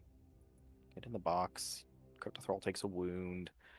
AP3, so AP2, so 5 ups, so that will fail. Dead crypto thrall takes a wound. So I think we've killed 2 Dead warriors crypto thrall. Okay. And these will be just real successful. this game so far. So 2 dead cryptos. Like, and 3 permanently dead and warriors. not resurrected. 2 miniers. Plus it. Plus wound. P0. 2. Yep. The miniers. It's just on warriors. Warriors. 4s and a feel no pain. They're fine. So I lost The 4, 5, 6, 7. Technomancer, I guess. Yeah, you can do yours. Yeah, I think, honestly, I think Ulchi needed to put more in reserve, if I hazard a guess here. Ulchi needed to be, like, the Silent King, as we can see, the Silent King and the Lich Guard can kill lots of warriors. It's not like his army doesn't have the attack volume to kill the warriors. The issue is that the support is shoring up their resilience too hard. And he has the Transcendent Catan, who's very useful at sort of clipping out this stuff in the back, but his big guns are just worthless in this matchup. So I think he needed to... I think he maybe literally just needed to reserve all of the blast weapons. 11. And sort of hang out with like a spider and the Silent King on his home objectives, like his random garbage support units. 12, 14.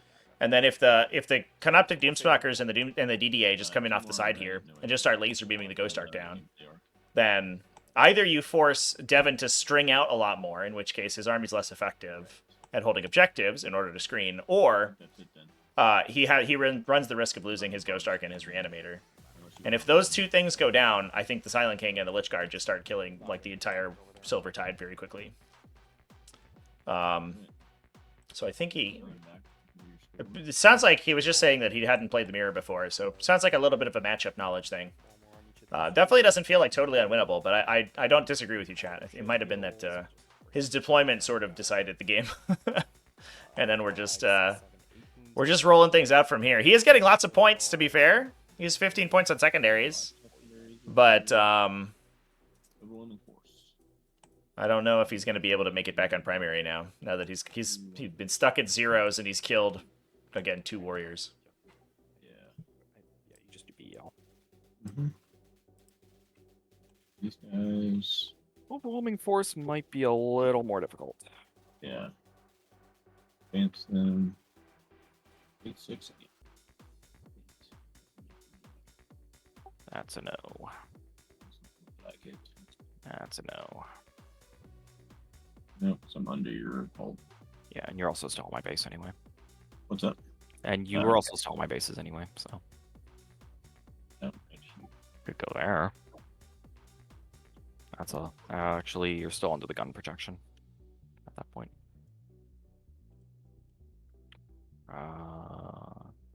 What are we trying to do here? See what you need for your charge roll. just do this. Yeah, you could go there. That's what I did. Okay. Need to make. Maybe we can get the reanimator with melee? Shooting plus melee? Probably kills it, right? Yeah, so we've agreed I can't fit here, right? Yep. Or I can. Yep. Go this way.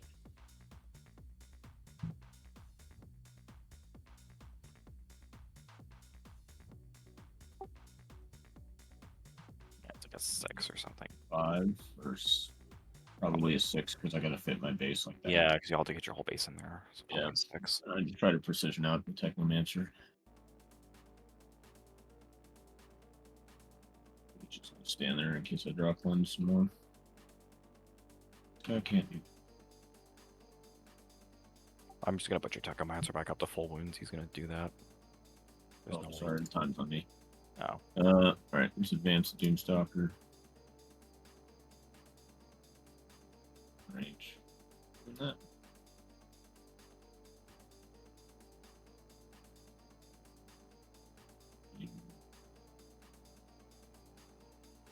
Seven plus 5 is 13, right? Yeah. No, it's 12. 12. Well, you're. I thought that yours was is- you're- ironic. You're still difficult to me I anyway. was like, hold up, wait a minute, what?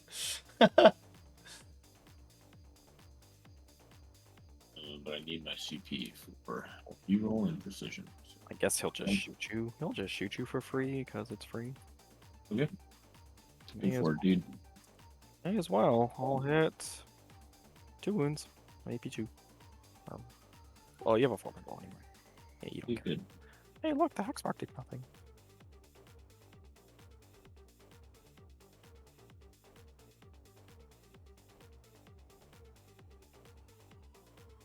Okay. Oh. Alright, let's go to shooting. Sure.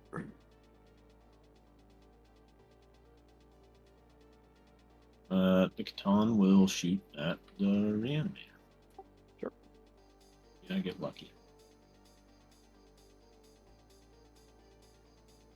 That one, but sustained. And it's a bunch of sustained.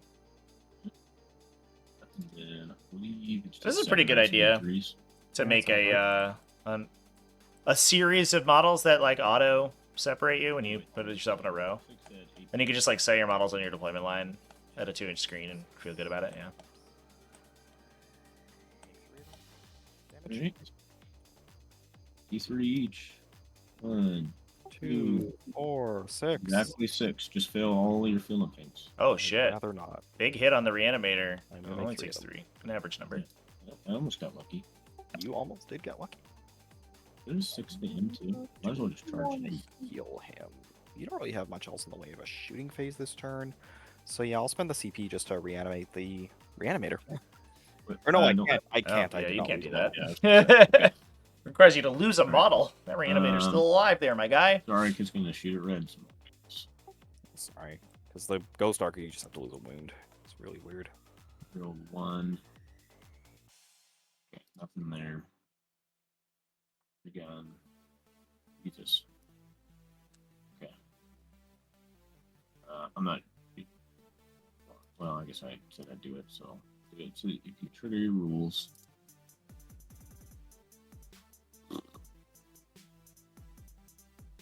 Moving on 3s. 4 at AP1. 4 at AP1. This is Zark. Yeah, shooting at red. We'll start with a Crypto Thrall. And then go to Warriors. AP1. AP1. So that's just going to be 2 on Cryptos.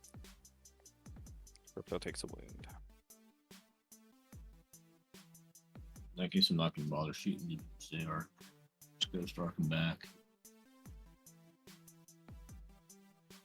Stalker is not going to shoot anything. Let's just charge. Go for that 6-inch charge. So it'll be I think it's a 6 because if you charge, to get all. I guess you'd probably have to get all 3, right? yeah, if Clear all 3. That's what it looks like. Yeah, I'll declare all 3, and it should be a 6. so you gotta, Right. yeah, you gotta go there. Yeah. Yeah, it's just over 5. So there's the charge. Nope. CP reroll. 9 will Here do we it. go. Glad I saved the CP. Oop. Gotta get a little greedy here. So it attacks.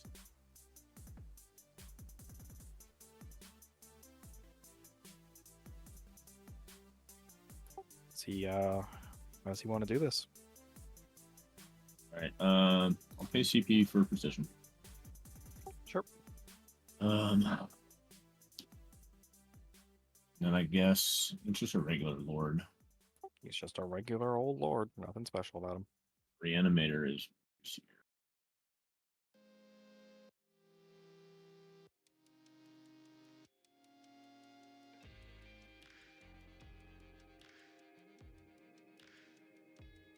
I'll just put them all in the green. Sure.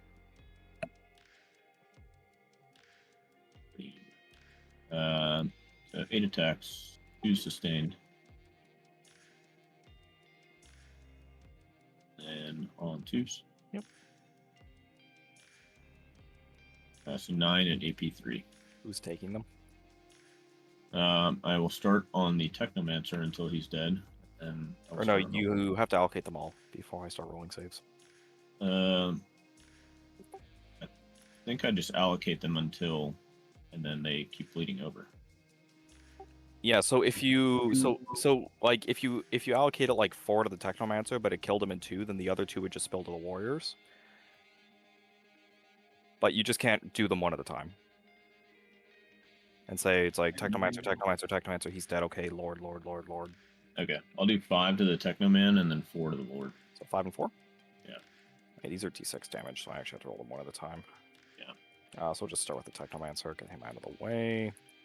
Yeah. Your AP3 in melee? Yeah, so it'd be on 6s for him. So first one on Techno. Fails, damage.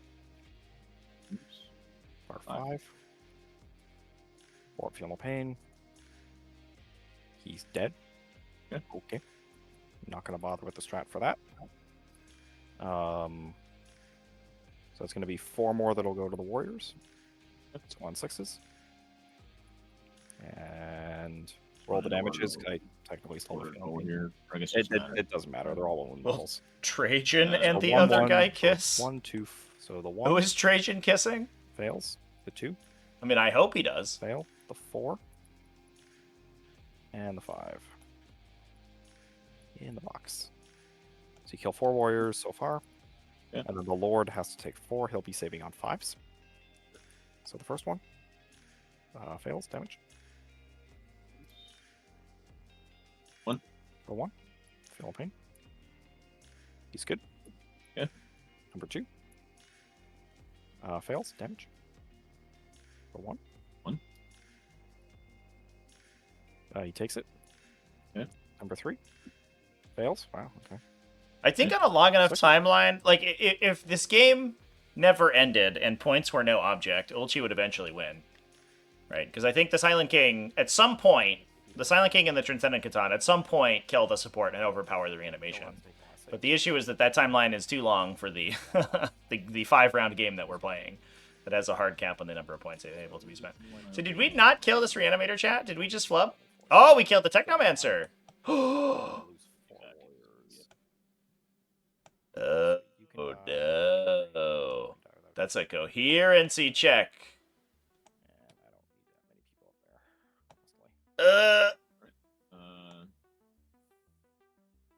you want to swing anything?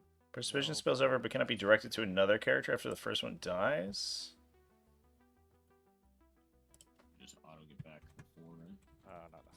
the Lord has to heal Oh, his yeah. wounds first. It's not That's to my done. knowledge, but it might. Yeah, I think every attack just checks independently. So if there is a character in line of sight, you can have any particular attack be assigned to them.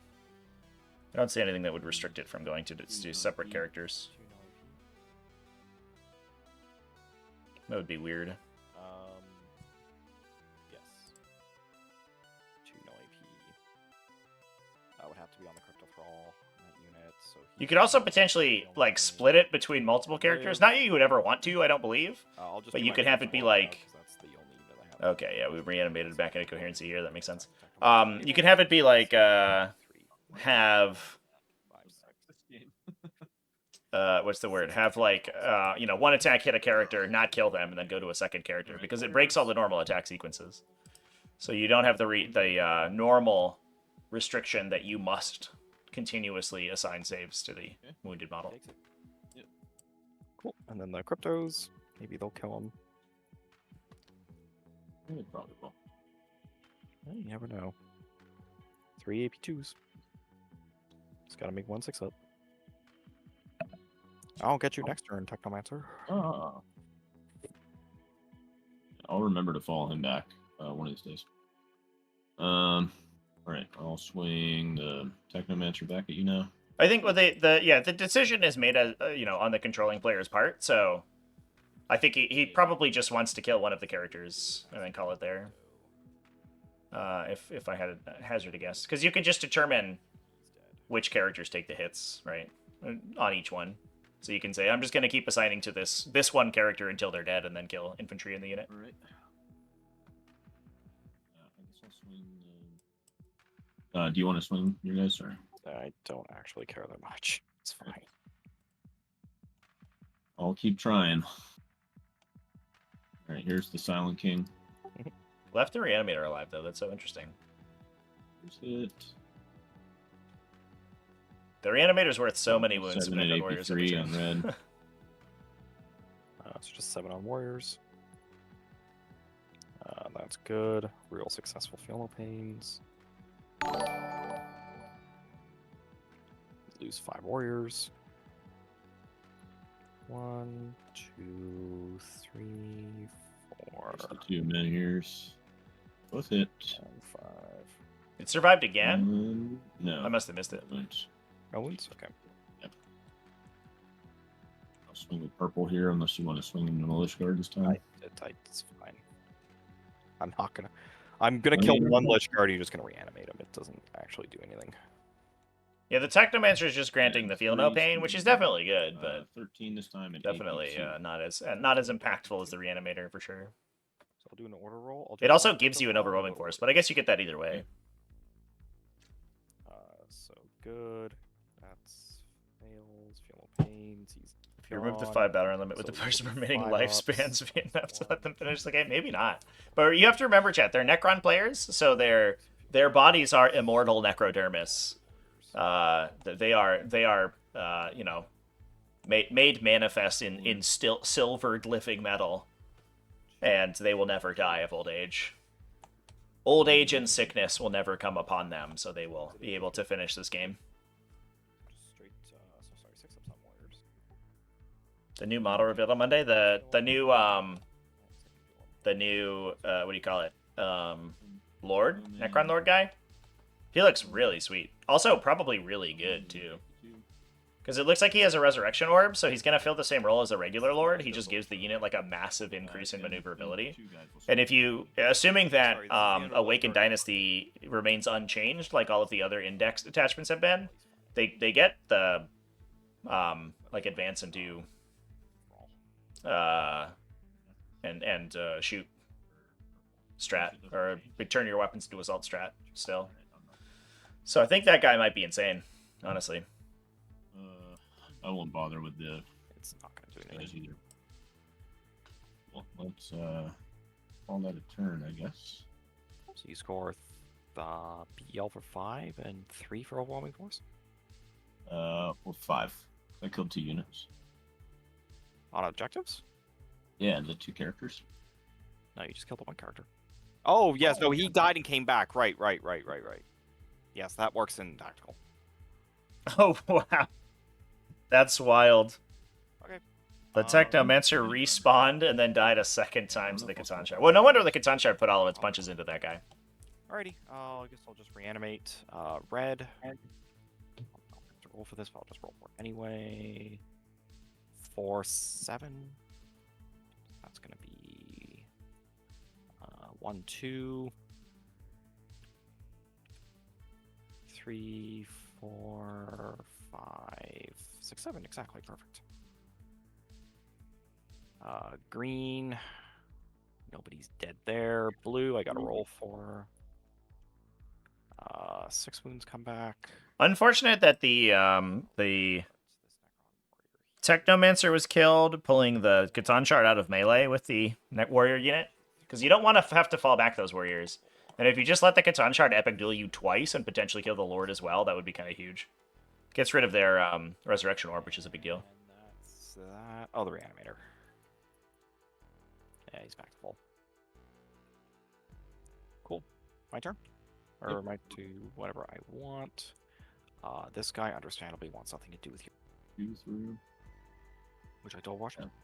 I am. You will be able to see me next turn. Yeah. No, I'm good. You're good? Yeah. Cool. Then I'll just move these bikes. 7 and 5. And then we'll just end up in a straight line behind him, which I just shoot them. Alrighty. Nobody else has any movement.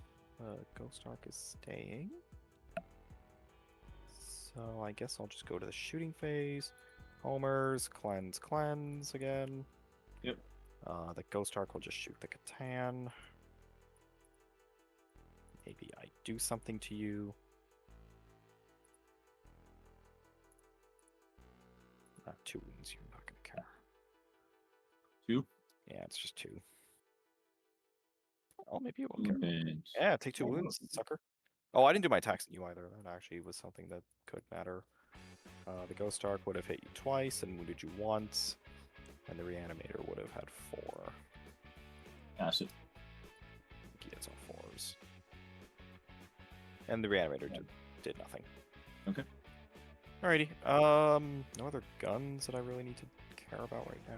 Just these Tomb Blades will shoot the Doomstalker, I guess, because it's funny. Sure. So we have the particle guns in the box. 5 shots. On 3s. And on 1 dev wound. And then the, then the Tesla hits 4 times. On 5s. You're not T10, right? You're like T9 or 9, I 8. think. T8. Yep. Cool. It's going to be 3 AP nothings with the Tesla. Taking the wound. Watch out, I'm going to get you. Yeah. In 10 turns. Alrighty, we'll charge you. Okay. Get in there, bikies. Yeah, they're in. Good job, bikes. Whee! Whee! Whee!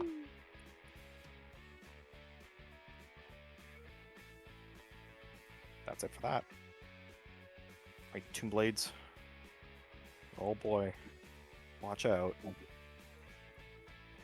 They did nothing. Okay.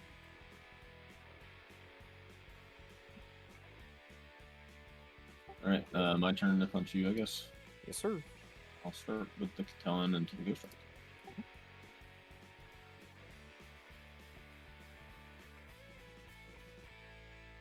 Oops. 1 miss, 1 explosion. Yep. I think 3s.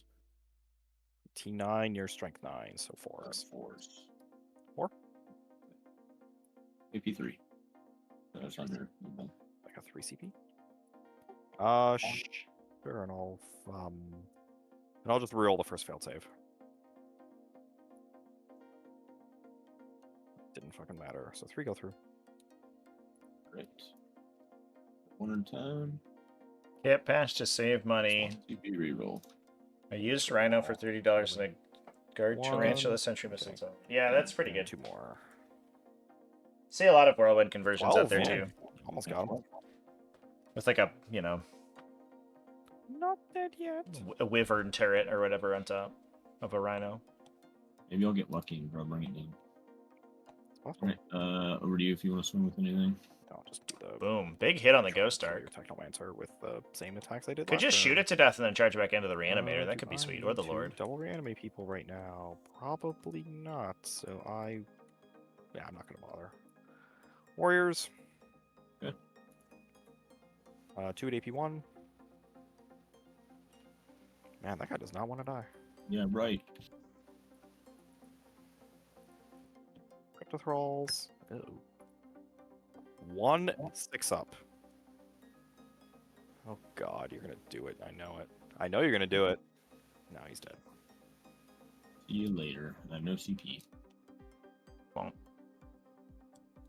Cool, do the rest of your attacks. Okay. Silent Key. Ghost Arc. I'm gonna roll the 2 men here with the Ghost Arc. Sure.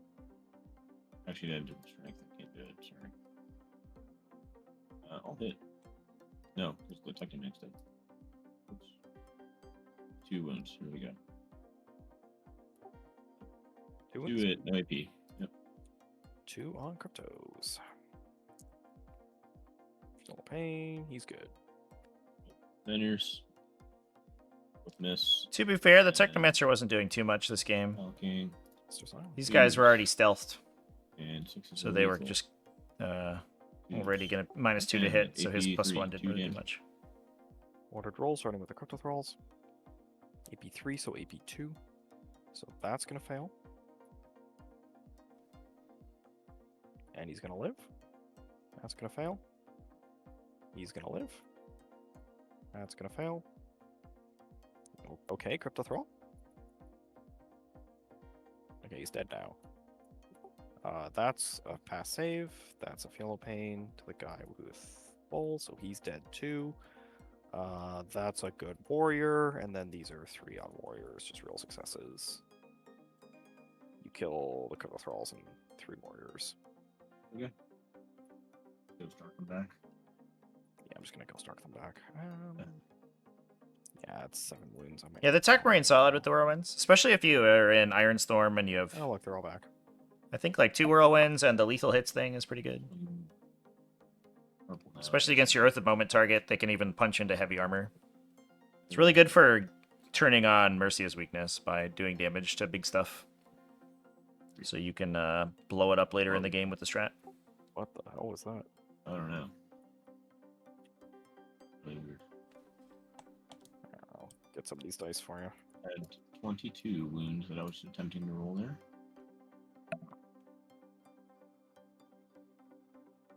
Spawn zone, I guess.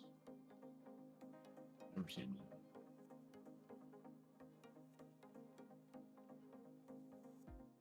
that. $15 AP2. These, this is in the blue. Blue. Yep. 8, 12, 15. Ordered starting with the Crypto Thralls. Yep. Fail. These fail 2. Fail 3 of these. That goes to a Crypto Thrall. That goes to a Crypto Thrall. He's dead.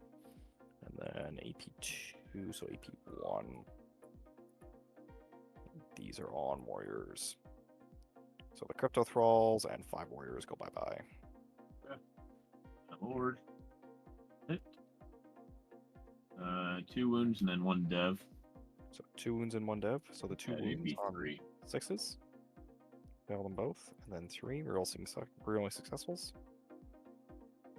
So 2 more dead warriors. That's 7 dead warriors. And then the Technomancer just misses. doesn't do anything. Cool. I'm gonna strat reanimate them. Right. 5, 8. So that's gonna bring back all 7 dead warriors, and one of the Crypto Thralls will be on a wound. Okay. Actually, I'll just keep both Crypto Thralls dead and just bring this guy back. Here. I don't.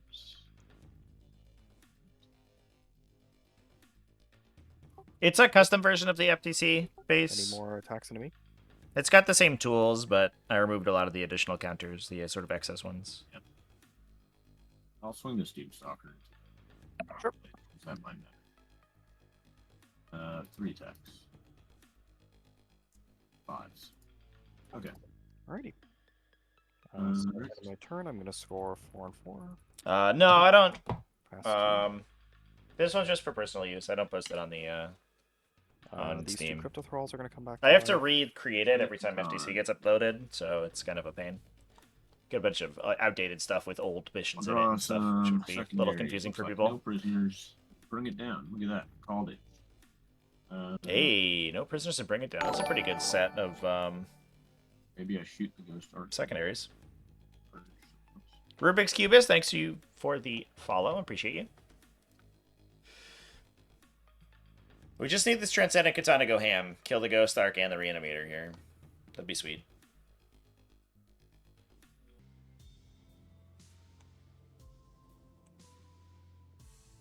We are going into top 4, though. So Ulchi is unfortunately pretty quickly running out of time to sort of salvage the situation. He needed this this Transcendent Katana in this area of the table a turn or 2 earlier. And again, I think we probably should have reserved the big guns. Probably would have made a big difference. Necron's Mirror, indeed, chat. Silent King and his stooges versus a Silvertide. Every warrior on the table is on the blue team, and the Lich Guard and the Silent King are on the red team.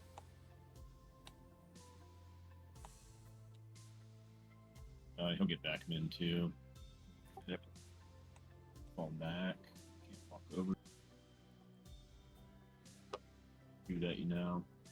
Katana into the Ghost Arc. Yep. 6 attacks at -1 to hit. So you're up net 1. Jesus. Right. And 5. Whoa. Farms. Just 1. Lame. Hey. Die, Ghost Arc. Dead. Explode. 4 pinball. No! Yay. Good job, Ghost. To the reanimator. To the Reanimator. No, shoot them at the Ghost Arc. Kill it. Ilchi, no. 3s. That's too bad. You on 6s. 1 save. 1 on the reanimator. He's fine. Fine. The spider into the 2 blades. Mhm. Shots. 5.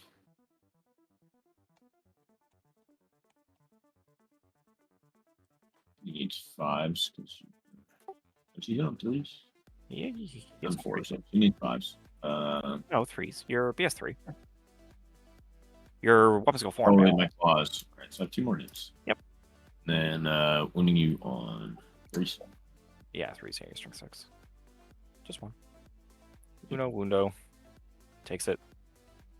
1 damage.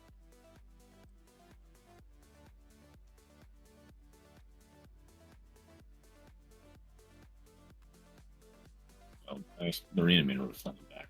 Oh, sure. Right, the Silent King and the Ghost Arc. I'm gonna shoot it. Yeah. Here's the 2 minions. Both hit. 1 wound. AP4. This is into red. Yeah. So just 2 dead warriors. Or sorry, 1 1. or 2. 1. Okay. Yeah. Cool. He goes super splat. 2 damage. 3 damage gun. 2 more at AP3. So these will be. Sorry, 2 at AP3. Yep, 2 at AP3. 6 ups. 3 damage each. First one. And second one kills 2 more.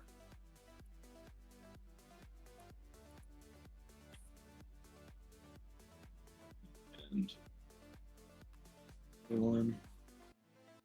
7. Reroll the river. 7 and AP1. 7 and AP1. Do an ordered roll. We'll start with 1 crypto thrall.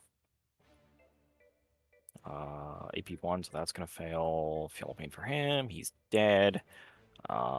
Which means the 3 will fail for a warrior, and he makes the fail of pain. Is that the end of your shots?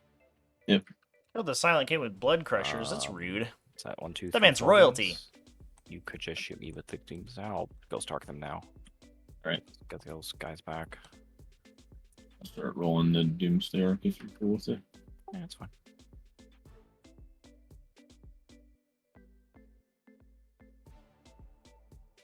Don't you have real ones to hit? Be 10 at no AP when you're ready. 10? Okay.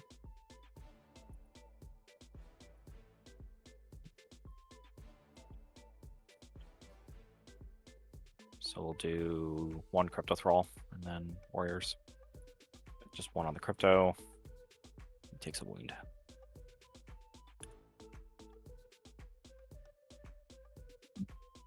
Alright. Next charges. So the Tomb Blades will charge green and the Reanimator. Sure. They're in there.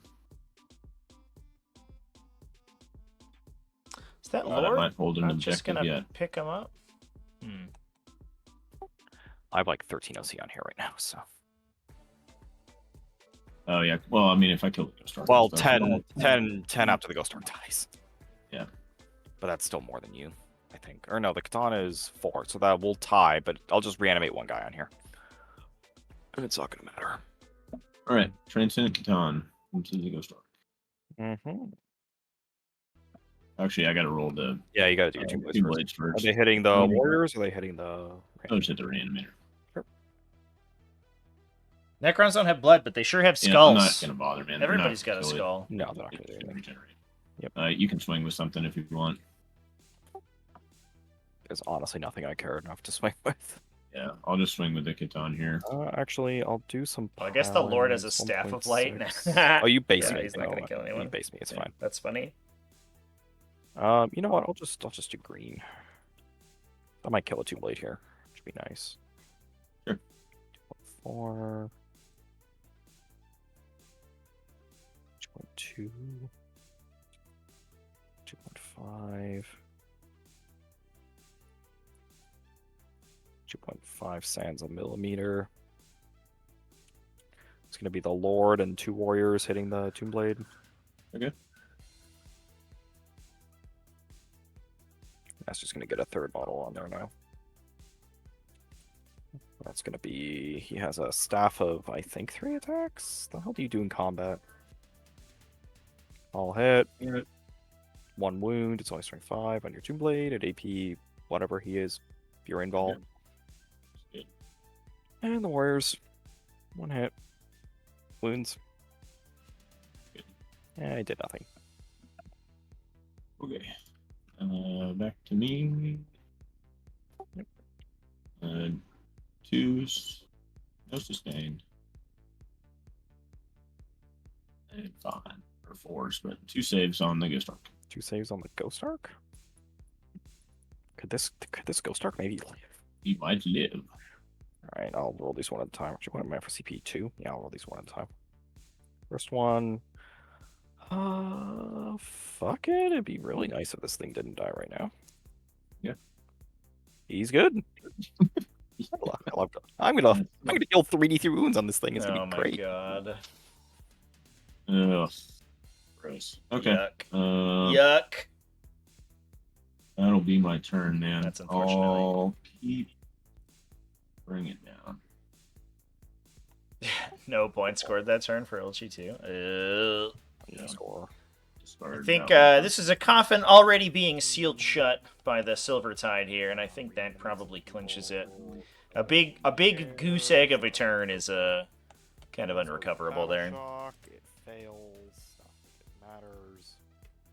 Not that I think that was too surprising of a result after the first turn when all the warrior units made their charges. So it's gonna reanimate, and it's gonna get healed by Technomancer. I get 3D3 wounds back. I get 7 wounds back.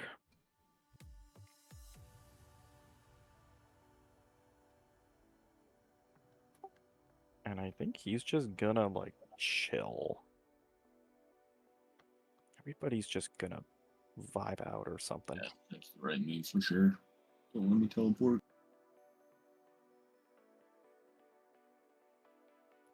Alrighty.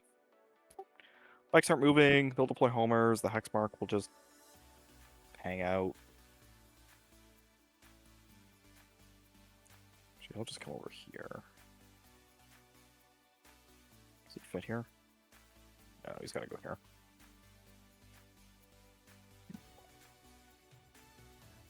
He's gonna walk. Yeah, he's right there. Da, da, da, da, da. Everybody else is happy. Cleanse, cleanse, homers. Hex mark will charge the Reanimator and the Doomstalker. Okay. He's in. Hello. I do nothing in combat. Look at me. Yeah, the rest of the game should be relatively easy to roll out here, chat. Hit me, I guess. Because I think, I mean, basically nothing's going to move.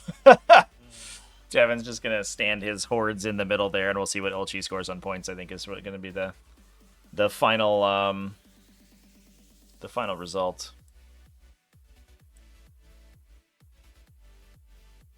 Alright, I'll swing purple. Pay the CP.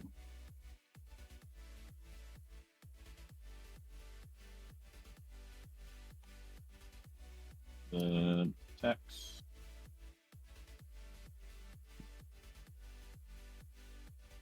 And 3s. 13 at AP3. 13 at AP3. Alrighty, so we'll start with Crypto Thralls. Yep. It'll be on 5s. Fail, fail, fail. Dead Crypto Thrall. And then that's a fail of pain. So 1.5 dead Crypto Thralls. Okay. And here's the Lord. Mhm. It's all wound AP3 or AP4, sorry. 4. So the Crypto has a 6 up. And 2 fail of pains. The Crypto has a 6 up. And 2 fail of pains. He's dead. Yeah. And then the Warrior dies 2. Technomancer. Both hit. Did the Techmaster do anything? Nope.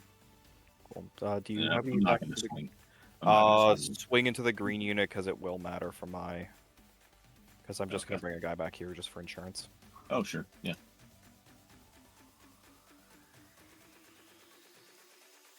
I'll hit. My TO and RTT for the first time? 3 Hell at yeah, AP3, dude. Or 4 at AP3, sorry. 4 at AP3. Yeah, hit me up if you need. So- As funny as it sounds, I've actually never run an in-person event. Not for 40k anyway. I've run a lot for other games, but not for 40k. But We'll just put full I form on can help Warriors. where I can. We'll do the first 3 on Warriors. That's 1 failed. 3 dead Warriors. So we're going to go. I have not popped the Ghost Arc yet. So we can kill these 3. And then I'll just do another Fail of Pain on all. I hope you have a good time running an event, though. Alright.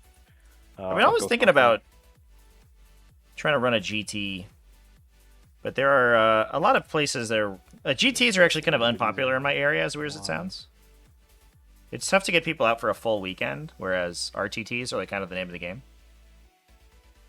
So I don't know how successful it would be. Cool. Right. Alrighty.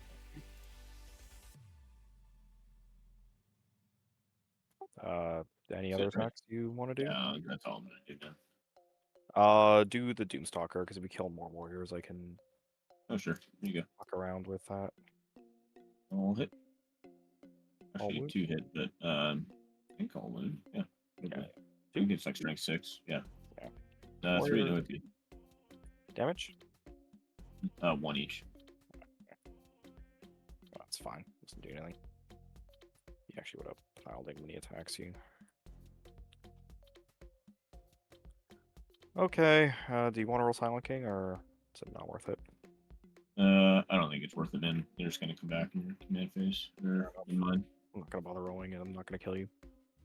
Cool. I score another 4 and 4. Your turn. Good. Hell yeah, Nergomat. Draw a card. Boy homers. I've definitely operated as a kind of an He unofficial does. judge for Oh, okay. events Do it. Good. that I've been kind of associated with, but that's not quite think as the it's same killing as that goes running. with There's the a lot of shooting, to be extra logistics in there for No. being a TO. Can't fight. If you homer, you can still fight me if you're already in combat. Oh yeah, I guess that's true. Yeah, no homer. You just can't declare charges. Yeah, no homer. Sure. Are the Tomb Blade's gonna fall back, or are they just gonna chill? Back. Not. See, 'cause even if I kill this guy off, Oh, I gotta bring back some blue idiots too. you'll have enough on there. Yeah.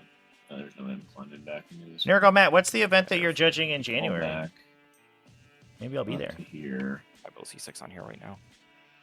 Actually, sorry, OC7 with the hex mark.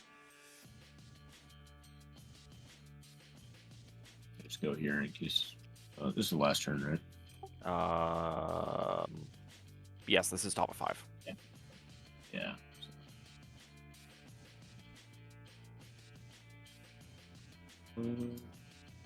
I guess I think I just leave him in. Fair enough. Yeah. Nergomat, what's the weirdest let's- judge call you've had to make? He's What's the doing craziest thing one? There. I'm not gonna kill. Might with the shooting. If I kill a ghost archer. RTC that never I'll uses roll chilling rain. I think some that'd be fun. There are lots of other modifiers in there that are pretty I'll interesting. roll the player raise first off the dark. Freeze. All chilling rain all the time does get a little stale for sure. Fours. 8. 8. Starting with those. Fail, fail, fail. Dead crypto throw. Dead dude. Silent King, here's the. What happens when the timer is over? They can't make game actions anymore, so they just roll saves and hang out. They can't move any models or make attacks. I don't. This is the last turn though. He won't run out. We will be fine on time. 5 at AP1. 5 AP1, so we'll start with the crypto. Yellow Pain. He's good. His other guns. And here's. 1 hit. Oh, No wounds. and his other gun. And reroll 1s. 1 wound. Glass the City, crypto GT, and two, Toledo, He's Ohio. fine, I think. Your AP 3? Yeah, with Saras, he's fine. Yeah, he's fine. Are they in Yeah, Saras? Yeah. yeah. Tell you them have- to get me you to have come no other to come shooting stream it. than the Warriors, right? There we go, I'll Matt. just Ghost Ark him back. I'm like signing up events left and right for streaming here right now, so. But I don't have anything in January quite yet. We got February, and we got December, but not January yet. Not worth the drive. 70 players is pretty big, though. The Ghost Ark, because that's kind of the only thing that's going to make a difference. Dude, I drove like 3 days for Crucible, and that was only 85 or whatever. Just 2. Cool. First one. Fails. Second one. Good. Damage. 3. Okay. Are chess clocks used in tournaments IRL? They are, yep. I think that's it. They are pretty standard. Usually it's upon player request, so you're not required to use them. 90% of games, I would say, don't go to round timers. But occasionally, you know, there are some players who want to ensure that their game doesn't have a bad ending if they get slow played. It's very rare for that to happen, but it can happen. So they request a chess clock, and generally, if one player requests it, it is required to be used at that point. And some larger events, larger competitive events, require it for their top tables to play on one, so that there's no contention, no drama. So it's not like 100% used in every game, but it is pretty common. I'm just gonna fall back from the Eric Tang because I don't want to give you points. Why not win it? Go to play, you mean? And nothing else is relevant. It's tough for me to go to play in tournaments, chat. Answer. Just Back. just, And then you know, sort of, and I score. generally, it's hard for me to travel for multiple days, and also, Yeah, good game. Yeah. you know, to spend the whole weekend without making content. Congrats on winning the pod, dude. Thank you. And it looks like that's going to be the final score there, 45-100. Congratulations to Devin. If anybody has any questions for the players, go ahead and throw them in the I was like, man, there's in the chat. 20 warriors. Then you definitely, I was hoping that you'd bring your characters out and I could precision them out, or I could try to get to the Ghost Arc or the Reanimator and then start whittling them away. But Everything stays behind you wall. did a really good job of keeping everything isolated and away. Then I wasn't able to converge on one warrior unit with the way you spread them out. I think shooting red was a mistake at the beginning. It was, but it wouldn't have mattered. I rolled a 9 for the charge, so I would have made it into Stalking anyway. Yeah, it was still a mistake. I debated whether I should have like fallen back here and stuff and just tried to kind of go up towards your deployment zone and tried to mass on one, but you just keep charging me over and over again. It's not gonna. It wouldn't have changed anything. So, yep. I was kind of my bid for success with the Catan shard taking out some of this stuff, and then maybe I could whittle down red enough and try to outscore you on secondaries. I probably should have done a better job screening out my backline too. I'll be honest, I didn't see that you took fixed at the beginning, but it's very hard. I could have denied you homers several times. If I killed these guys up here. Yeah, if you killed those guys back there, I would have had to do homers with someone in the middle. Yeah, and so that goes down to what 2 or 3 points, I think. I would have lost a point, and then I just would have deep struck the Hexmark back there on turn 2 anyway. And yeah, and then I should have had something back here to prevent that. Yeah, I didn't do that. Good game, man. Good game. Yeah, Devin, congratulations on taking it down. Yeah, I mean, I did build this list to win the mirror match. So yeah. I built this list to see what the Silent King and a bunch of vehicles would do. But none of like obviously I didn't even use the spider because I wasn't worried about you killing me at all. He just hung out over here in case I drew signals the whole time and screened. A lot of my stuff that is just useless against 20 warriors. So a weakness in the list that I built. Yeah. I was curious if you considered. No, it is definitely not a favorable matchup for you. Yeah, that's fine. I was curious if you consider just like strategic reserving the big guns, like the Doomstalkers and the DDA, and then they could come out the sides and nuke the support at some point. That probably would have been the move, at least one of them. Yeah. I was kind of hoping I could castle them up and get line of sight on one of them, and then use the rerolls to try to spike some damage. Mm-hmm. I mean, if you had strat reserve trying to do that, I just would have screened the flanks out with bikes or something. Yeah. So, I mean, it's an option, but it's very hard because you can't break the warrior bricks. There's nothing in the Necron index that breaks warriors. I think it was a winnable matchup if I play it perfectly. And then like things like sometimes the dice just screw you with the Ghost Arc and stuff like that, but you gotta find ways to win even. Yeah, GG guys. Devin, congratulations on taking it down. Thank you. Chad is wondering if you guys have any hopes or fears for the new codex for Necrons. I hope that the Canoptic detachment is good. I hope I that have like 25 wraiths painted up that I can't do anything with, really. Like, you built 25 wraiths? Yeah. You sick monster. Brave man. Yeah. I built 3 and was like, never again. You can mass produce those things after the first few that you build. Yeah. I don't know. I hope they do something similar to what they did with the Space Marines, where they just build in variety. Because the thing I like about Necrons probably the most is like messing around with list building, because there's a pretty deep codex of units, And then they usually have a lot of interesting combinations and stuff, so you can build some kind of like weird off-meta lists a lot of the time. And I think that's fun. Yeah. There's kind of like the one play style right now. Yeah, it's boring. Well, I just hope that new Overlord has a reservoir. Honestly, like especially playing in real life with big Lichguard or Necron Warrior bricks, like rolling all the feel no pains and the saves. Horrible. It's horrible. Yeah, it's brutal. So just any play style that's not that. Yeah, that's fair. It'd be cool to see sort of, vehicle-based stuff come back a little bit, for sure.